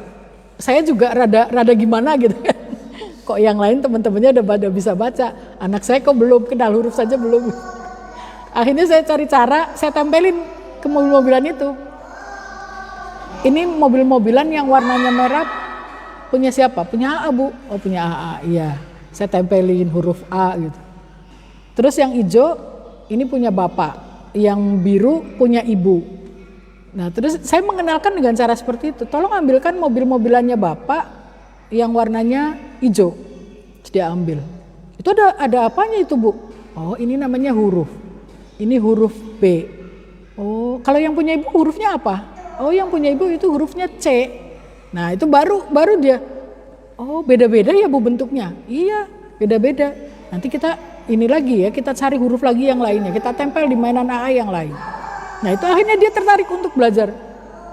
Ini nanti bisa baca kayak Teteh ya Bu? Iya. Pengen bisa baca? Iya pengen Bu. Nah sekarang kita coba untuk nempeli dulu. Dari situ kemudian dia tertarik. Nah barulah terpacu untuk pengen membaca. Awalnya selalu saya yang membacakan cerita. Lama-lama saya bilang kalau AA tahu huruf, nanti lama-lama AA bisa baca. Bisa kayak ibu? Iya. Jadi nggak harus ibu cerita? Iya. Mau Bu. Nah dari situlah kemudian dia mau membaca, belajar membaca. Yaitu dari mengenalkan huruf dulu. Karena memang dia disuruh duduk anteng itu nggak bisa, ya sudah sambil mainan. Jadi kalau pas dia mainan, mobil-mobilan dijalanin apa gitu, saya tanya, itu huruf apa ya A yang ada di atas mobil itu? Itu baru dia, kemarin kata ibu huruf apa ya Bu ini Bu? Coba diingat-ingat huruf apa gitu. Nah itu dengan berjalannya waktu alhamdulillah bisa. Ya mungkin adiknya Mas Muiz bisa beda lagi caranya. Atau misalnya beda jenis kelamin juga akan berbeda. Biasanya perempuan itu lebih cepat daripada laki-laki. Karena memang perkembangannya berbeda antara laki-laki dengan perempuan. Perempuan selalu lebih cepat, umumnya ya. Kecuali dengan ada perbedaan itu karena ada kekhususan. Misalnya prematurity atau ada penyakit, ini akan membedakan. Tapi secara umum, perempuan itu lebih cepat perkembangannya daripada laki-laki. Jadi menguasai apapun, keterampilan itu biasanya lebih cepat perempuan. Itu. Jadi begitu ya Mas Muiz. Caranya kita orang dewasa atau Mas Muiz sebagai kakak itu harus kreatif untuk mencari cara bagaimana si anak ini mau diajarkan mengenalkan huruf tapi tidak ngerasa lagi belajar. Jadi dengan cara bermain ya. Mungkin kalau kebingungan gimana sih meningkatkan kreativitas gitu ya Bu ya, maksudnya kan agak bingung, bisa nonton di YouTube gitu, cari-cari YouTube itu ada kayak metode Montessori tuh. Lah ya. Nah itu biasanya metode searching aja di YouTube judulnya Montessori. Jadi nanti di situ tuh kayak ada beberapa permainan yang flashcard itu juga bisa ya. Iya, jadi nanti bisa kan kalau misalnya nggak ada referensinya kan bingung gimana ya caranya, kreativitasnya mandek juga gitu. Bisa searching di YouTube ataupun di Instagram gitu juga ada video-video yang mengajarkan belajar dengan asik dan menyenangkan ya Bu ya. Yang gitu. Sekarang yang lagi banyak itu flashcard itu ya. Iya betul, flashcard juga. Tapi mungkin benar. Nggak gampang sih itu harus ada cardnya ya, harus ada kartunya. Ya emang kan itu kan memunculkan kreativitas dari yang mau ngajarinya juga. Tapi kartunya juga sebetulnya udah banyak dijual ya. Betul. Sekarang kalau kan itu bisa juga memanfaatkan barang-barang di sekitar Nah, yang kita bisa pakai udah gak berguna gitu ya, kardus atau kardus iya, nggak harus gitu. cardnya beli ya. Betul, jadi kita bisa coba lukis bikin sendiri iya. gitu. Jadi tapi harus menyisihkan waktu betul, ibunya. makanya itu. Jadi yang penting kitanya mau ada kemauan gitu mengajarkan gitu. Jadi catatan di sini mungkin gitu. ya ibu-ibu harus meluangkan waktu untuk mau repot. Iya, harus mau repot. Kalau anaknya mau pinter itu harus mau repot. Kalau kita mau membentuk generasi yang unggul ya memang kita harus berkorban. Betul, mau tidak mau, suka tidak suka itu sudah teori dari sananya ya. Benar, Bu. Kalau kita berpangku tangan dan nggak mau repot ya nggak akan jadi generasi yang unggul anak kita gitu. Betul. Sebetulnya sekarang fasilitasnya lebih banyak ya, lebih mudah. Iya betul, Bu. Tapi memang yang sulit itu meluangkan waktunya. Benar. Terutama kalau ibu yang bekerja mungkin. Tapi nggak bisa dijadikan alasan kalau menurut saya, karena yang anak butuhkan itu adalah quality time. Quality time. Bukan quantity ya. Quantity saja itu tidak cukup. Betul. Saya dulu juga bekerja. Saya bekerja sampai sekarang sih. Saya ketika anak saya kecil juga bekerja dan itu juga sempat gamang juga sih sama. Tapi ketika saya bisa quality time ternyata itu bisa mengalahkan quantity time ternyata. Asal ketika kita pulang kerja ya sudah, selama kita pulang ada di rumah ya anak dengan kita gitu. Tidak harus dengan pembantu, atau pembantu ya sekedar membantu mengambilkan apa misalnya, tapi yang menyuapi anak, yang mandiin anak itu tetap kita. Nah, kebanyakan sekarang kan ketika ada pembantu, ibunya sudah pulang ya tetap sama pembantu. Nah, ini yang mungkin saya nggak setuju gitu. Kalau saya dulu quality time itu begitu saya pulang ke rumah, saya ambil alih semuanya gitu. Membantu itu ya hanya membantu. Tolong ambilkan apa, tolong bantu ini, tolong itu tetap yang handle tetap kita gitu. Itu nggak mengurangi kok, malah anak saya nggak lebih lebih lekat ke pembantu gitu, nggak, tetap ke saya. Karena memang itu ya sekarang yang mungkin jadi salah kaprahnya, begitu ada yang membantu betul-betul lepas tangan ibunya gitu. Betul. Apa kata pembantu? Nah ini yang saya nggak setuju kalau seperti itu iya. Tetap quantity time kalau kayak gitu, bukan quality gitu. Betul. Mungkin satu pertanyaan lagi ya Bu ya. Iya. Dari saya boleh Bu? Boleh. Mungkin agak bingung ya buat ibu-ibu kalau misalnya mengenalkan konsep ketuhanan itu ke anak gimana sih Bu gitu. Jadi apalagi kan ini kan masalah ketuhanan gitu ya, maksudnya rentan, dan itu tuh gimana cara menyampaikan dan mengajarkan ketauhidan kepada anak gitu dari sejak dini gitu, mengenalkannya tuh gimana, dengan cara seperti apa biar bisa anak tuh minimal tahu gitu dan paham gitu. Ya tentunya dengan bahasa anak ya Mbak Hikmah. Jadi tetap yang seperti saya tadi sarankan bahwa kita menjelaskan segala sesuatu itu harus dengan bahasa anak. Betul. Ya kita menjelaskan misalnya Allah itu siapa, bagaimana sifatnya, ya nggak mungkin sedetil atau dengan bahasa kita seperti orang dewasa, anak nggak akan paham itu gitu. Makanya kalau di TK kan mungkin mengenalkan itu juga cukup masih sebatas siapa Tuhan kita, Allah, siapa Nabi kita, ini. Hafalan, bentuk hafalan. Iya, bentuk hafalan, kemudian masih dalam bentuk nyanyi karena memang itu akan melekat. Nah nanti dengan berjalannya usia itu anak juga akan paham kalau memang itu pendidikannya berkelanjutan gitu. Tapi kita menjelaskan misalnya tadi pertanyaan yang anak saya tanya tadi, Allah itu siapa sih Bu? Allah itu ada di mana? Rumahnya di mana?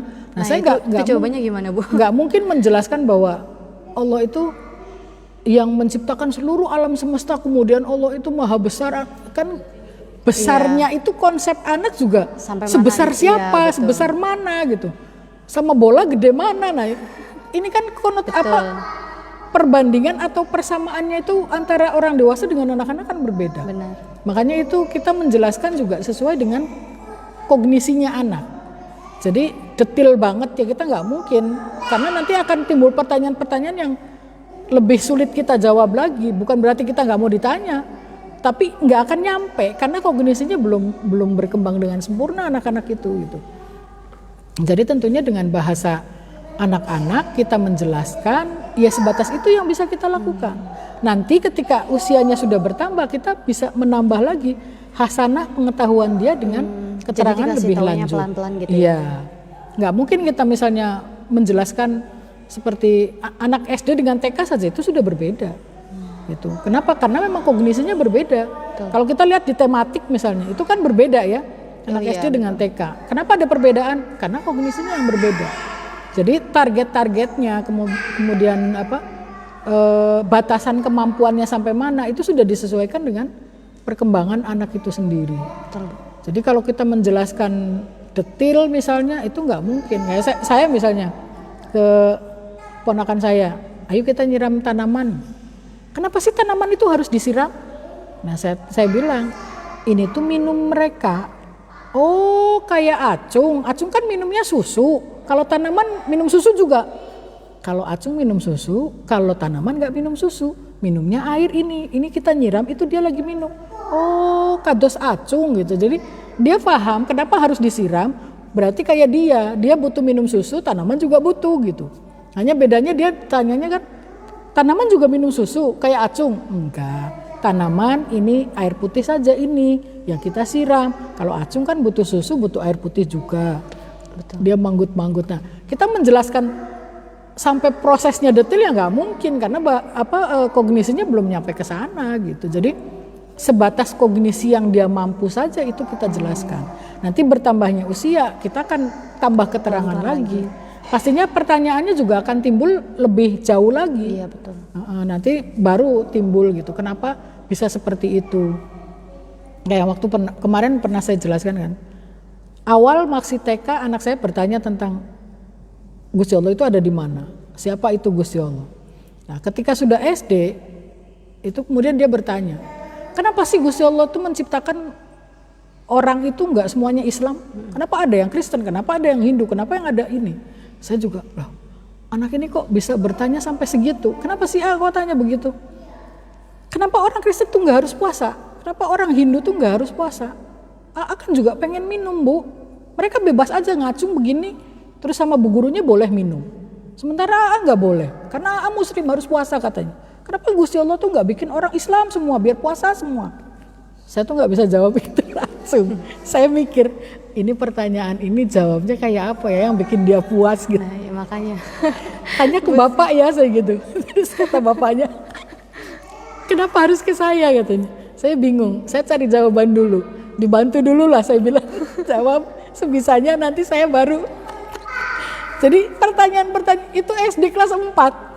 Saya sampai bingung, ini harus menjawab gimana karena memang di kursusannya itu ada Kristen, ada Cina anaknya itu. Jadi beragam. Nah, itu ada ketentuan kalau yang Kristen itu boleh minta izin, angkat tangan, nanti dia minum di luar atau makan di luar gitu. Nanti setelah selesai masuk lagi. Nah, dia protes itu, kenapa saya nggak boleh seperti mereka gitu. Kalau misalnya adiknya minta minum. Kalau nggak boleh, kenapa semuanya nggak Islam semua aja biar puasa semua gitu. Nah kan ini logikanya kita menjelaskan dengan logika anak kan susah banget. Yeah. Nah ini saya juga banyak pertanyaan-pertanyaan itu sulit dijawab. Terutama kalau anak yang cerdas itu akan mencerna lebih detail dan pertanyaan itu akan lebih susah gitu. Jadi ini ibu-ibu yang punya anak-anak cerdas itu harus hati-hati ya menjawabnya. Jangan asal. Tiap jawaban tuh didetailin ya Bu ya. Nah iya. Jangan asal saja. Iya betul. Itu akan dia melekat. Oh kata ibu kok begini, tapi kok melihat kenyataan berbeda. Ini juga akan timbul pertanyaan nantinya. Pemilihan kata juga ya Bu. Nah iya itu juga harus hati-hati. Jadi saya pun menyikapi anak saya tuh hati-hati banget gitu. Karena memang banyak sekali pertanyaan-pertanyaan yang itu di luar prediksi saya gitu. Betul. Sampai saya bilang, ini saya aja bingung, emak-emak yang lain bingung nggak ya? Karena memang Masya Allah. Pertanyaan-pertanyaan itulah yang sulit dijawab gitu. Tapi kok orang lain tuh dengan enaknya gitu. Ada beberapa teman yang ada pertanyaan anaknya yang sulit juga, tapi jawabnya tuh asbun tuh enak banget gitu. Sambil bercandaan, enak banget. Kalau saya kok ngerasa bersalah kalau jawabnya asbun gitu. Karena menurut saya itu kan akan jadi pijakan ya. Ketika anak tahu ini, kemudian dia akan bertanya lebih lanjut, ini jadi pijakannya. Kalau dia asbun dapat informasinya, kayak apa? Jadi untuk mengajarkan pun mungkin kita harus lebih berhati-hati dan sesuai dengan kognisi anak. Ya pagi tentang ketuhanan kan bener-bener harus hati-hati banget. Itu ya, kan sesuatu yang ini ya. Makanya. Abstrak. Betul, apalagi nggak bisa ada digambarinnya. Sementara gitu, anak kan masih harus lihatnya yang wujud realistis nyata ya. betul. Makanya agak susah kalau mengajarkan konsep ketuhanan ini. Iya. Udah Bu? Sudah. Oke, sip. Oh, ada pertanyaan? Boleh, ada pertanyaan dari Ibu, boleh diarahin. Pakai ini aja.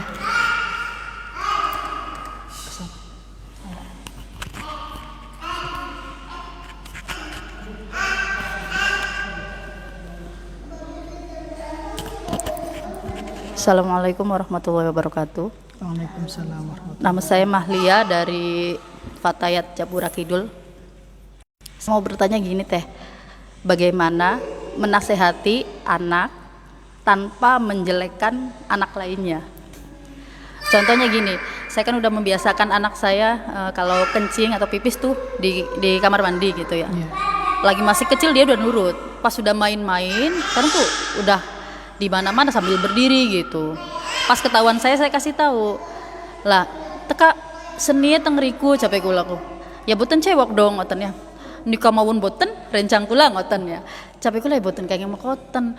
Napa sih Umi ari seni kudu tengkolah sementara temen yang lain nggak apa-apa gitu. Saya pengennya ngasih tahu tapi nggak menjelekkan yang lain gitu Teh. Gimana caranya?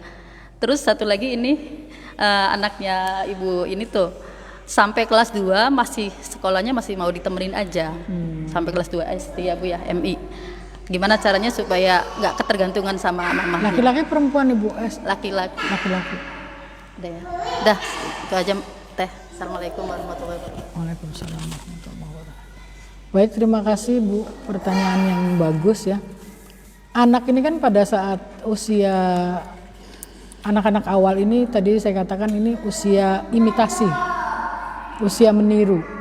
Anak bisa meniru perilaku atau perbuatan siapa saja yang dia lihat gitu.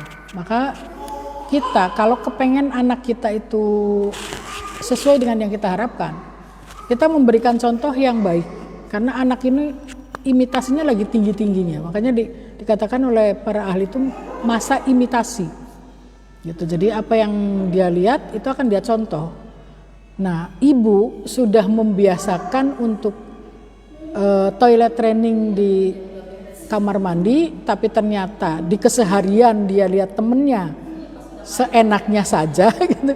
Nah, dia pasti akan ikut larut di dalamnya. Karena mungkin dia pikir juga repong banget sih mau kencing aja harus ke kamar mandi, harus begini, harus begitu. Sementara kok temennya seperti itu nggak ditegur gitu, nggak masalah gitu kan. Nah ini yang harus kita garis bawahi bahwa mengajarkan toilet training misalnya atau apapun itu kita nggak bisa hanya sekali sudah terbentuk kemudian sudah. Selagi itu masih masa kanak-kanak itu tetap harus kita pantau terus karena banyak kontaminasi dari lingkungan sekitar. Kita sudah mengajarkan itu mungkin sudah berjalan agak lama, tapi begitu kenal orang lain dan orang lain mengkontaminasi, anak kita terkontaminasi gitu. Kalau misalnya kita marahin itu tidak menyelesaikan masalah. Tapi kita coba jelaskan logikanya. Kenapa sih? Tadi kan ada pertanyaannya mungkin dari putranya. Kenapa sih kalau kencing tuh harus ke kamar mandi? Kenapa sih harus dibasuh? Ya, nah kita jelaskan bahwa air kencing atau pipis itu sesuatu yang kotor, barang yang kotor.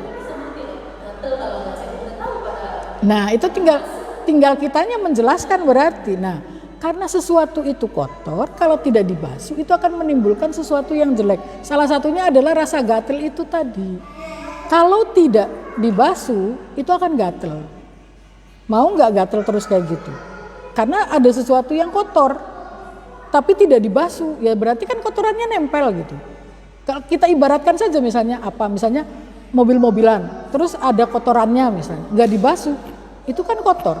Coba mau nggak pegang mobil-mobilan itu misalnya. Nah terus sekarang anggota tubuh Dede harus kotor seperti itu tanpa dibasuh, apalagi sampai gatel kayak gitu. Nah berarti kan harus dibasuh itu. Kenapa dia tidak dibasuh? Mungkin orang tuanya nggak tahu kalau dia kencing tapi tidak dibasuh. Kalau orang tuanya tahu, pasti juga itu akan dikasih tahu. Gitu.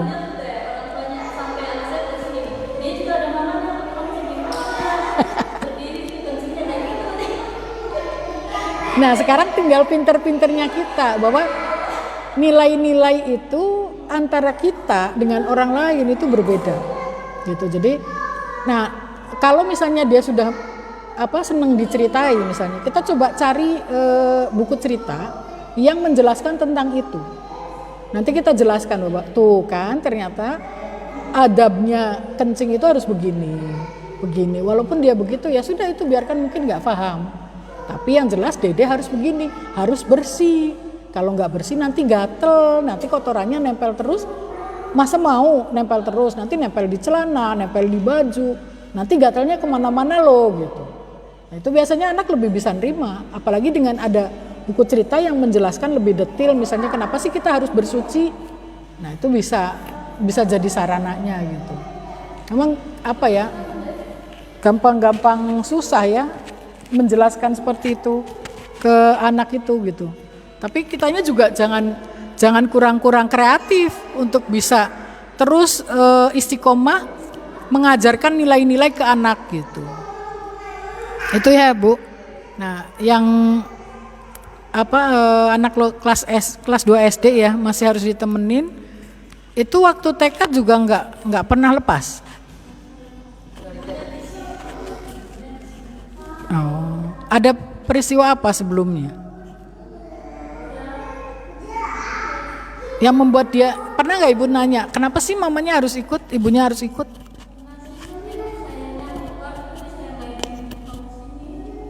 Itu kapan? TK, waktu TK. Nah setelah itu Ibu pernah nanya nggak kenapa sih ibunya harus ada di situ? Oh. Tapi ibu-ibu yang lain juga memang ada di dalam kelas.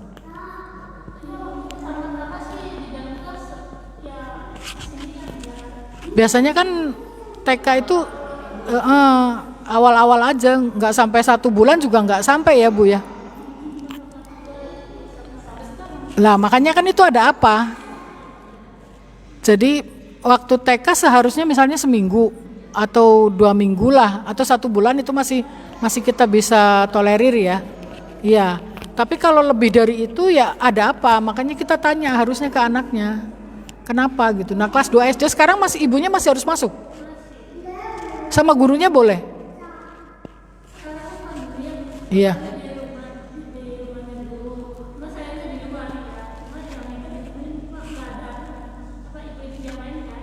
Iya karena SD tuh udah nggak ditunggu biasanya ya. Iya. Paling jemput ya pas pulang gitu. Iya. Apa yang anaknya pendiam Bu? Anaknya pendiam. Kalau sama temennya mau berbaur sama temennya. Kalau di sekolah? Di sekolah, kalau di sekolah sama siapa dia? Di kelas aja? Sama temennya? Kenapa? Ibu pernah tanya nggak kenapa dia nggak mau berbaur sama temennya di kelas? Oh, jadi minder mungkin ya. Apa memang nulisnya masih ini? Temen jauh. Karena kurang latihan atau kenapa Bu? Kalau boleh tahu. Mungkin kurang latihan, susah disuruh belajar susah Bu. Nah mungkin harus dilatih lagi kalau gitu. Jadi yang tadi saya sebutkan, ketinggalan satu keterampilan saja itu akan membuat dia jadi sosialisasinya terganggu. Walaupun mungkin itu judulnya keterampilan ya, tadi saya jelaskan keterampilan, tapi ini efeknya bisa ke sosialisasi karena dia minder itu tadi. Ya apalagi misalnya kayak nulis, teman-temannya udah selesai, dia belum. Biasanya kan di kelas, ayo siapa ya cepet-cepetan yang nulisnya cepat, boleh pulang gitu kan. Nah mungkin dia paling akhir, akhirnya dia juga, saya malu karena saya selalu paling akhir, nggak pernah bisa cepat. Nah mungkin ibu yang harus lebih telaten untuk mengajarkan, ayo belajar nulis gitu. Kalau misalnya kesulitannya itu di nulisnya, dia memegangnya atau kepengertian dia memahami tentang membacanya atau huruf-hurufnya gitu. Paham belum? Bisa membaca belum Bu? Huruf paham, baca ya sedikit-sedikit, cuma anaknya tuh kurang fokus kayaknya Bu. Oh. Soalnya kalau waktunya nulis, misalkan nulis, terus ada anak yang mainan pensil apa gimana, dia nggak harusnya kan lihat buku sama itu ya tulisan, malah lihatnya itu kurang fokus. Harusnya kan fokus ke buku. Iya. Kalau waktu nulis tuh. Lah Iya, mudah dia lihat teman. mudah terdistraksinya ini kan apa? Karena apa? Mungkin ada apa ya? Dia ngerasa sudah belajar tapi nggak mampu. Ini juga bisa membuat dia Apa mungkin kinestetik kayak anak ibu? lah, tapi hiper juga kita nggak bisa menganggap itu, barangkali patokannya kan beda. Kita harus lihat dulu. Ya. Kalau Nah, bilangnya sih dia tuh gak mau diem banget tuh, yang saya tahu tuh gak mau diem malah. Iya, super. Tapi diagnosa hiper itu antara kita dengan orang lain itu akan berbeda. Karena memang itu harus ada pemeriksaan dulu, baru kita bisa ngomong hiper gitu. Iya. Kalau yang biasanya yang saya tahu hiper itu memang nggak bisa diemnya kecuali tidur. Kecuali tidur. Atau dulu cuma bisa berapa menit doang, nggak anteng ya. Nggak bisa, anak enggak. Ya gitu sih, tahu berbeda. Nggak bisa, itu jalan terus. Yang saya tahu aja tetangganya ya Bu ya, di jalan aja tuh dia jungkir balik, saya sampai ya Allah Abin nggak mau diem deh. Anak saya dulu juga begitu Bu. Balik apa Bu? Kalau di dalam rumah aja. Anak saya kalau itu ada di atas genteng. Saya tuh nggak pernah tahu, yang tahu tuh orang yang di bawah. Saya tinggalnya di atas dulu di rumah bapak. Genteng sama yang genteng sebelah itu deket. Jadi begitu pintu kebuka, anak saya tuh sudah ada di atas genteng. Itu selalu yang di bawah yang teriak-teriak, "Teh, itu kacung di atas genteng." Itu saya, wah ini pasti pintu kebuka gitu. Itu sudah ada di atas genteng. Dan anak saya kalau pulang sekolah itu sambil koprol jalan. Itu semua orang tahu. Saya diemin aja. Saya tanya, tadi begini. Kok ibu tahu? Ya kamu kira orang nggak pada laporan sama saya bilang gitu. Nah mungkin ini yang saya tahu, kalau yang hiper itu Bu, kecuali tidur, dan itu tidurnya juga nggak seperti yang lain. Tidur itu hanya 2-3 jam. Diemnya Itu paling HP tuh diem. tidur bisa berapa lama Bu? Malam. Nah berarti bukan. HP bisa lama. HP lama. Nah kalau hiper, HP pun nggak akan bisa. Apa sebenarnya sih? Kinestetik mungkin ini, jadi motorik kasarnya yang lebih dominan. Jadi belajar itu harus sambil Iya, kayak anak saya mungkin Bu, itu motorik kasarnya yang lebih dominan, bukan hiper. Ya. Karena anak saya juga begitu, jadi bukan hiper. Bisa sebetulnya, bisa. Tinggal mengarahkannya aja. Jadi kita harus tahu caranya, selanya dianya. Gitu. Makanya saya tadi mengajarkan angka huruf itu dengan cara bermain. Karena memang anak saya nggak seperti yang lain bisa sambil duduk, mewarnai, itu nggak bisa. Dia selalu lebih dominan kayak manjat-manjat, segala macem. Makanya saya coba cari ini yang dia senangi apa, saya bisa menyisipkan di mana untuk mengenalkan gitu. Nah mungkin dia merasa mindernya itu, kalau saya lihat dari ceritanya ibu ya, dia belum menguasai membaca misalnya, belum lancar kayak teman-temannya. Membuat huruf mungkin juga, karena itu kan motorik halus ya. Motorik halus ketika motorik kasar lebih dominan, itu motorik halus pasti akan terhambat. Anak saya juga sama begitu. Nah, ini mungkin kitanya yang harus lebih banyak melatih. Karena anak saya ketika yang lain tulisan sudah terbaca, anak saya tulisannya belum terbaca seperti yang saya ceritakan kemarin. Kata gurunya kalau baca tulisannya Nabil tuh kayak masuk ke gua yang gelap banget. Nah, itu karena memang anak saya motorik kasarnya lebih dominan. Jadi tulisan itu kayak cacing kepanasan itu bener-bener Bu, nggak bisa dibaca. Cuma saya mau ngomong ke dia, Masya Allah tulisan ini, itu saya takut melukai dia, takut membuat dia nggak mau belajar lagi gitu. Ternyata gurunya ini lebih jeli, lebih pintar dari saya gitu. Jadi baca tulisan kamu tuh katanya, kayak masuk ke gua yang gelap, ya memang nggak bisa dibaca. Dan dia dengan enjoynya cerita itu. Terus saya bilang bener, gurunya tuh pinter banget. Saya bilang, kok bener sih Bu? Emang kenapa? Karena tulisan A itu susah dibaca. Susah ya Bu ya? Ya kan tadi masuk gua yang gelap, saya bilang. Oh iya ya kata dia. Terus harus gimana Bu? Harus latihan. Nah dari situlah kemudian saya bisa, ayo sama ibu latihan. Tapi kita juga Bu, kalau anak kinestetik itu jangan terlalu menekan sama dengan temannya. Misalnya 5 menit harus 5 menit, itu nggak bisa. Misalnya bikin satu huruf, terus dia bilang, Bu udah ya Bu, istirahat dulu. Itu nggak apa-apa. Anak saya itu istirahat sama belajarnya itu lebih banyak istirahatnya. Dia mau duduk belajar gitu 5 menit, Bu istirahatnya 10 menit ya. Saya sampai belajarnya 5 menit kok istirahatnya 10 menit. Enggak apa-apa kan Bu? Ya udah ya. Yang penting belajar gitu. Itu saya turuti. Udah 5 menit belum Bu? Itu nanya terus. Udah 5 menit belum Bu? Sebentar lagi. Berapa menit lagi Bu? Sebentar lagi. Sudah 5 menit kan Bu? Iya. 10 menit ya Bu? Main. Sudah 10 menit belum Bu? Belum, sebentar lagi. Itu seperti itu dan memang harus laten. Nah saya mencoba, kalau anak saya juga rentang konsentrasinya itu pendek. Sudah kinestetik, rentang konsentrasinya pendek. Nah saya ini nggak mau dia sampai SD rentang konsentrasi masih pendek. Jadi saya cari cara untuk bisa mensimulasi rentang konsentrasinya jadi agak panjang itu dengan saya mengikutkan ke Sempoa.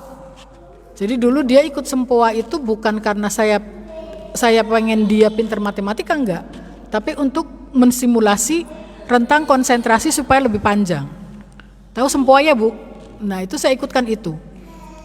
Dia mengerjakan soal, teman-temannya itu 10 soal baru boleh keluar, dia 2 tuh sudah keluar sudah dari kelas. Kenapa bosen suruh duduk aja Bu. Masa suruh nulis aja ngerjain? Nah itu teman-temannya belum ada yang keluar, A-nya bosen. Ya sudah keluar, dia dapat 2 tuh keluar. Dijemput sama gurunya. Nabil ayo masuk lagi gitu. Nanti dulu Bu, A-nya masih bosen. Sampai digendong sama gurunya. Baru mau masuk lagi. Tapi itu terus saya telateni. Gurunya juga untungnya telaten. Terus sampai dari 2, 4, 10. Tapi memang satu tem itu kan 3 bulan. Nah, satu tem itu 3 bulan harusnya sudah naik level. Anak saya tuh nggak 3 bulan, 4 bulan baru naik level. Sampai gurunya tuh ngomong gini, Mama Nabil, ini Nabil nggak bisa naik level karena belum sesuai target. Saya bilang, nggak apa-apa Bu, karena niat saya juga bukan karena anak saya harus pinter matematika, tapi rentang konsentrasinya sudah bertambah. Nah itu gurunya, oh ya sudah kalau nggak apa-apa.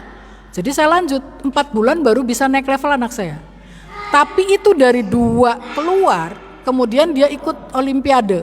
Ikut olimpiade wilayah 3, itu dia 100 soal nggak keluar. Dari 4 bulan itu, ya. 4 bulan itu bisa dari 2 soal sudah keluar, bisa sampai 100 soal. Tapi betul-betul memang jaga banget setiap kita ngomongi gurunya juga gitu. Memang harus lebih telaten ya ngadepi anak seperti itu gitu. Itu bisa 100 soal dia baru keluar. Itu saya bangganya setengah mati. Karena tadinya 2 soal sudah keluar. Temennya 10 gitu. Nah itu jadi memang butuh ketelatenan ya Bu. Tetap kitanya yang butuh. Kalau memang kita pengen anak kita berubah, kita harus berkorban. Saya nganterin Sempoa itu juga tiap hari dari sini seminggu 3 kali ke Cirebon. Dan itu zaman dulu bukan sekarang. Naik elep sambil ngantuk. Saya pulang kerja dari Akper, saya langsung ke sana, pulang mau maghrib. Iya, untungnya anak sayanya mau. Jadi karena memang dia waktu itu TK-nya lebih dulu masuknya, usia 3 tahun sudah masuk TK karena kakak misannya sudah masuk TK. Iya, jadi dia ikut-ikutan. Jadi begitu lulus itu seharusnya dia belum bisa masuk SD. Karena masih 5 tahun lebih sedikit. Belum bisa, belum boleh. Akhirnya saya daripada nganggur, dia mau suruh TK lagi nggak mau tadinya. Karena nggak ada temennya. Ternyata setelah ada temennya dia mau masuk TK lagi. Jadi TK-nya tuh nggak tahu berapa tahun dia, 3 apa 4 tahun. Karena memang lebih cepat masuknya. Nah tadinya kursus Sempoa ini untuk supaya dia ada kegiatan, nggak di TK tapi ada kursus itu sama memperpanjang rentang konsentrasi gitu. Ternyata dia mau, awal itu bisa coba dulu kok Bu, misalnya 1 minggu itu gratis dulu. Ketika anaknya merasa nyaman mau, itu boleh dilanjut baru daftar gitu. Nggak tahu yang sekarang, kalau dulu bisa seperti itu.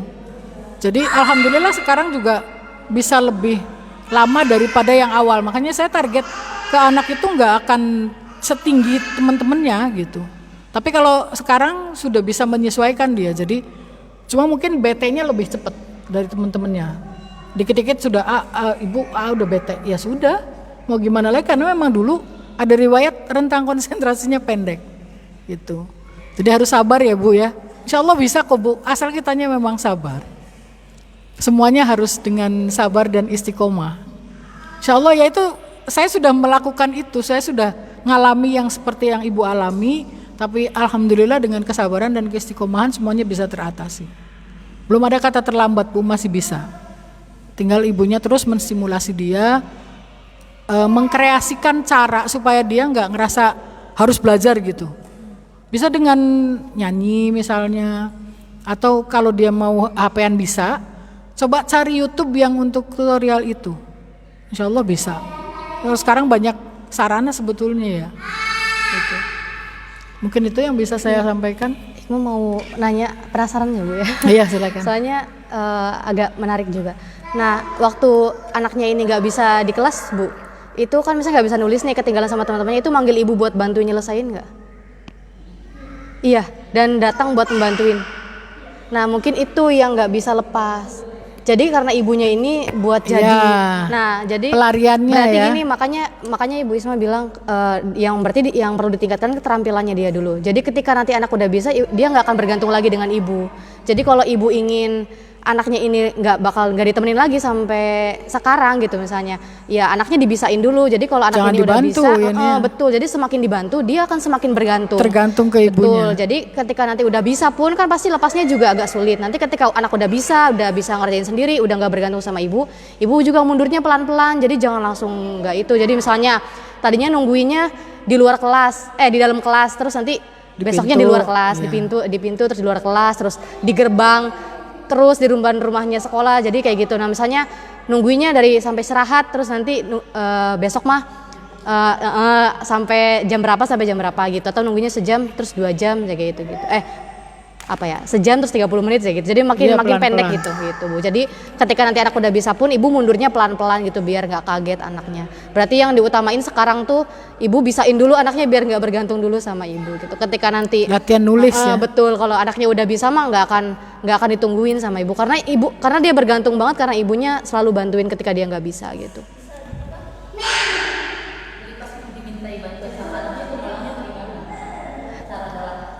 Coba gimana kalau misalnya tanya sama temennya, kan itu kan dia juga nggak sama bergaul sosialisasi kan kurang ini juga, atau minta bantuan sama gurunya, Bu tolong Bu, kalau misalnya anak saya nggak bisa, tolong kasih anak yang pinter buat bantuin anak saya. Jadi kan di situ kan ada kerjasama sama teman-teman sekelasnya, betul. Jadi misalnya Bu, jadi ibunya ngobrol sama gurunya. Jadi ada kerja sama orang tua sama guru. Bu tolong nanti itu anak yang pintar bantuin anak saya. Jadi kan di situ juga dia ngerasa punya teman sama di situ. Jadi kan bergaulan, kan karena di rumah kan aktif. Ternyata kalau di sekolah kan nggak ada temennya gitu. Nah itu kan juga bisa membantu sosialisasi dia di sekolah. Jadi sosialisasi dapat, dia juga bisa kayak gitu. Iya. Jadi dapat 2 sekali berangku dayung, dapat 2 nanti ibunya gitu. Sosialisasi sama anak, sama belajarnya juga dapat. Gitu. Jadi nanti kan ibunya juga nggak perlu ada tanggung jawab karena ada teman-temannya yang bantuin, itu kan dipantau sama gurunya juga gitu. Alon-alon mawon alon-alon. Iya pelan-pelan aja gitu Bu. Aduh.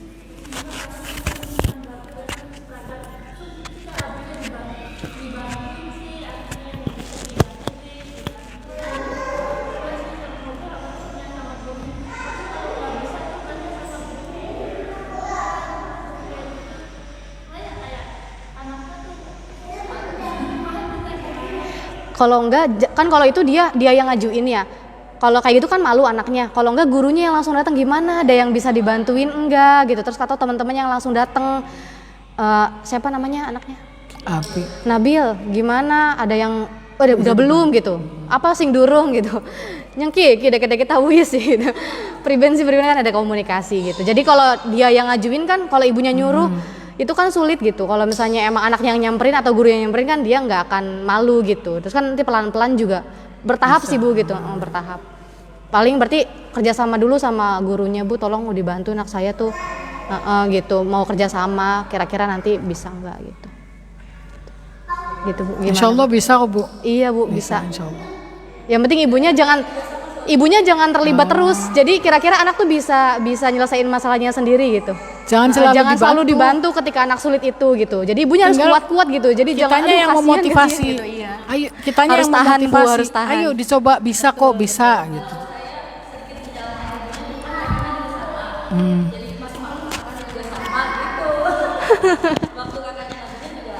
Oh gitu, iya.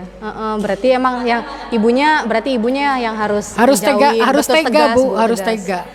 Kudu Berarti dari tega. ibunya. Tadi raja tega. Raja tega. Bukan berarti nggak sayang, tapi justru kita Perilaku sayang. sayangnya kayak gitu, betul. Karena memang membuat anak tergantung itu juga satu siksaan buat anak. Bener Bu. Anak itu pada masanya harus tidak tergantung sama orang tua. Tapi kalau kitanya selalu mendampingi, itu akan membuat anak semakin tergantung. Betul. Dan itu akan semakin menyiksa anak. Bukan sayang, kalau menurut saya namanya itu Bu, menjerumuskan. Benar. Karena membuat anak makin tergantung itu dia nggak akan sulit melangkah kemana-mana. Harus selalu sama ibunya. Dan mungkin ibu juga lama-lama tersiksa. Karena anak harus selalu ada ibu. Gitu. Iya. Betul. Harus tega Bu, semangat. Ibu bisa insya Allah, tapi Bisa. itu harus belajar tega. Nanti boleh kok Bu chat saya, misalnya Iya, ibu betul. masih bingung, Barangkali boleh, masih bingung mangga. gimana. Ya, mungkin itu ya Mbak Hikmah. Udah lebih banyak ya Bu ini waktunya.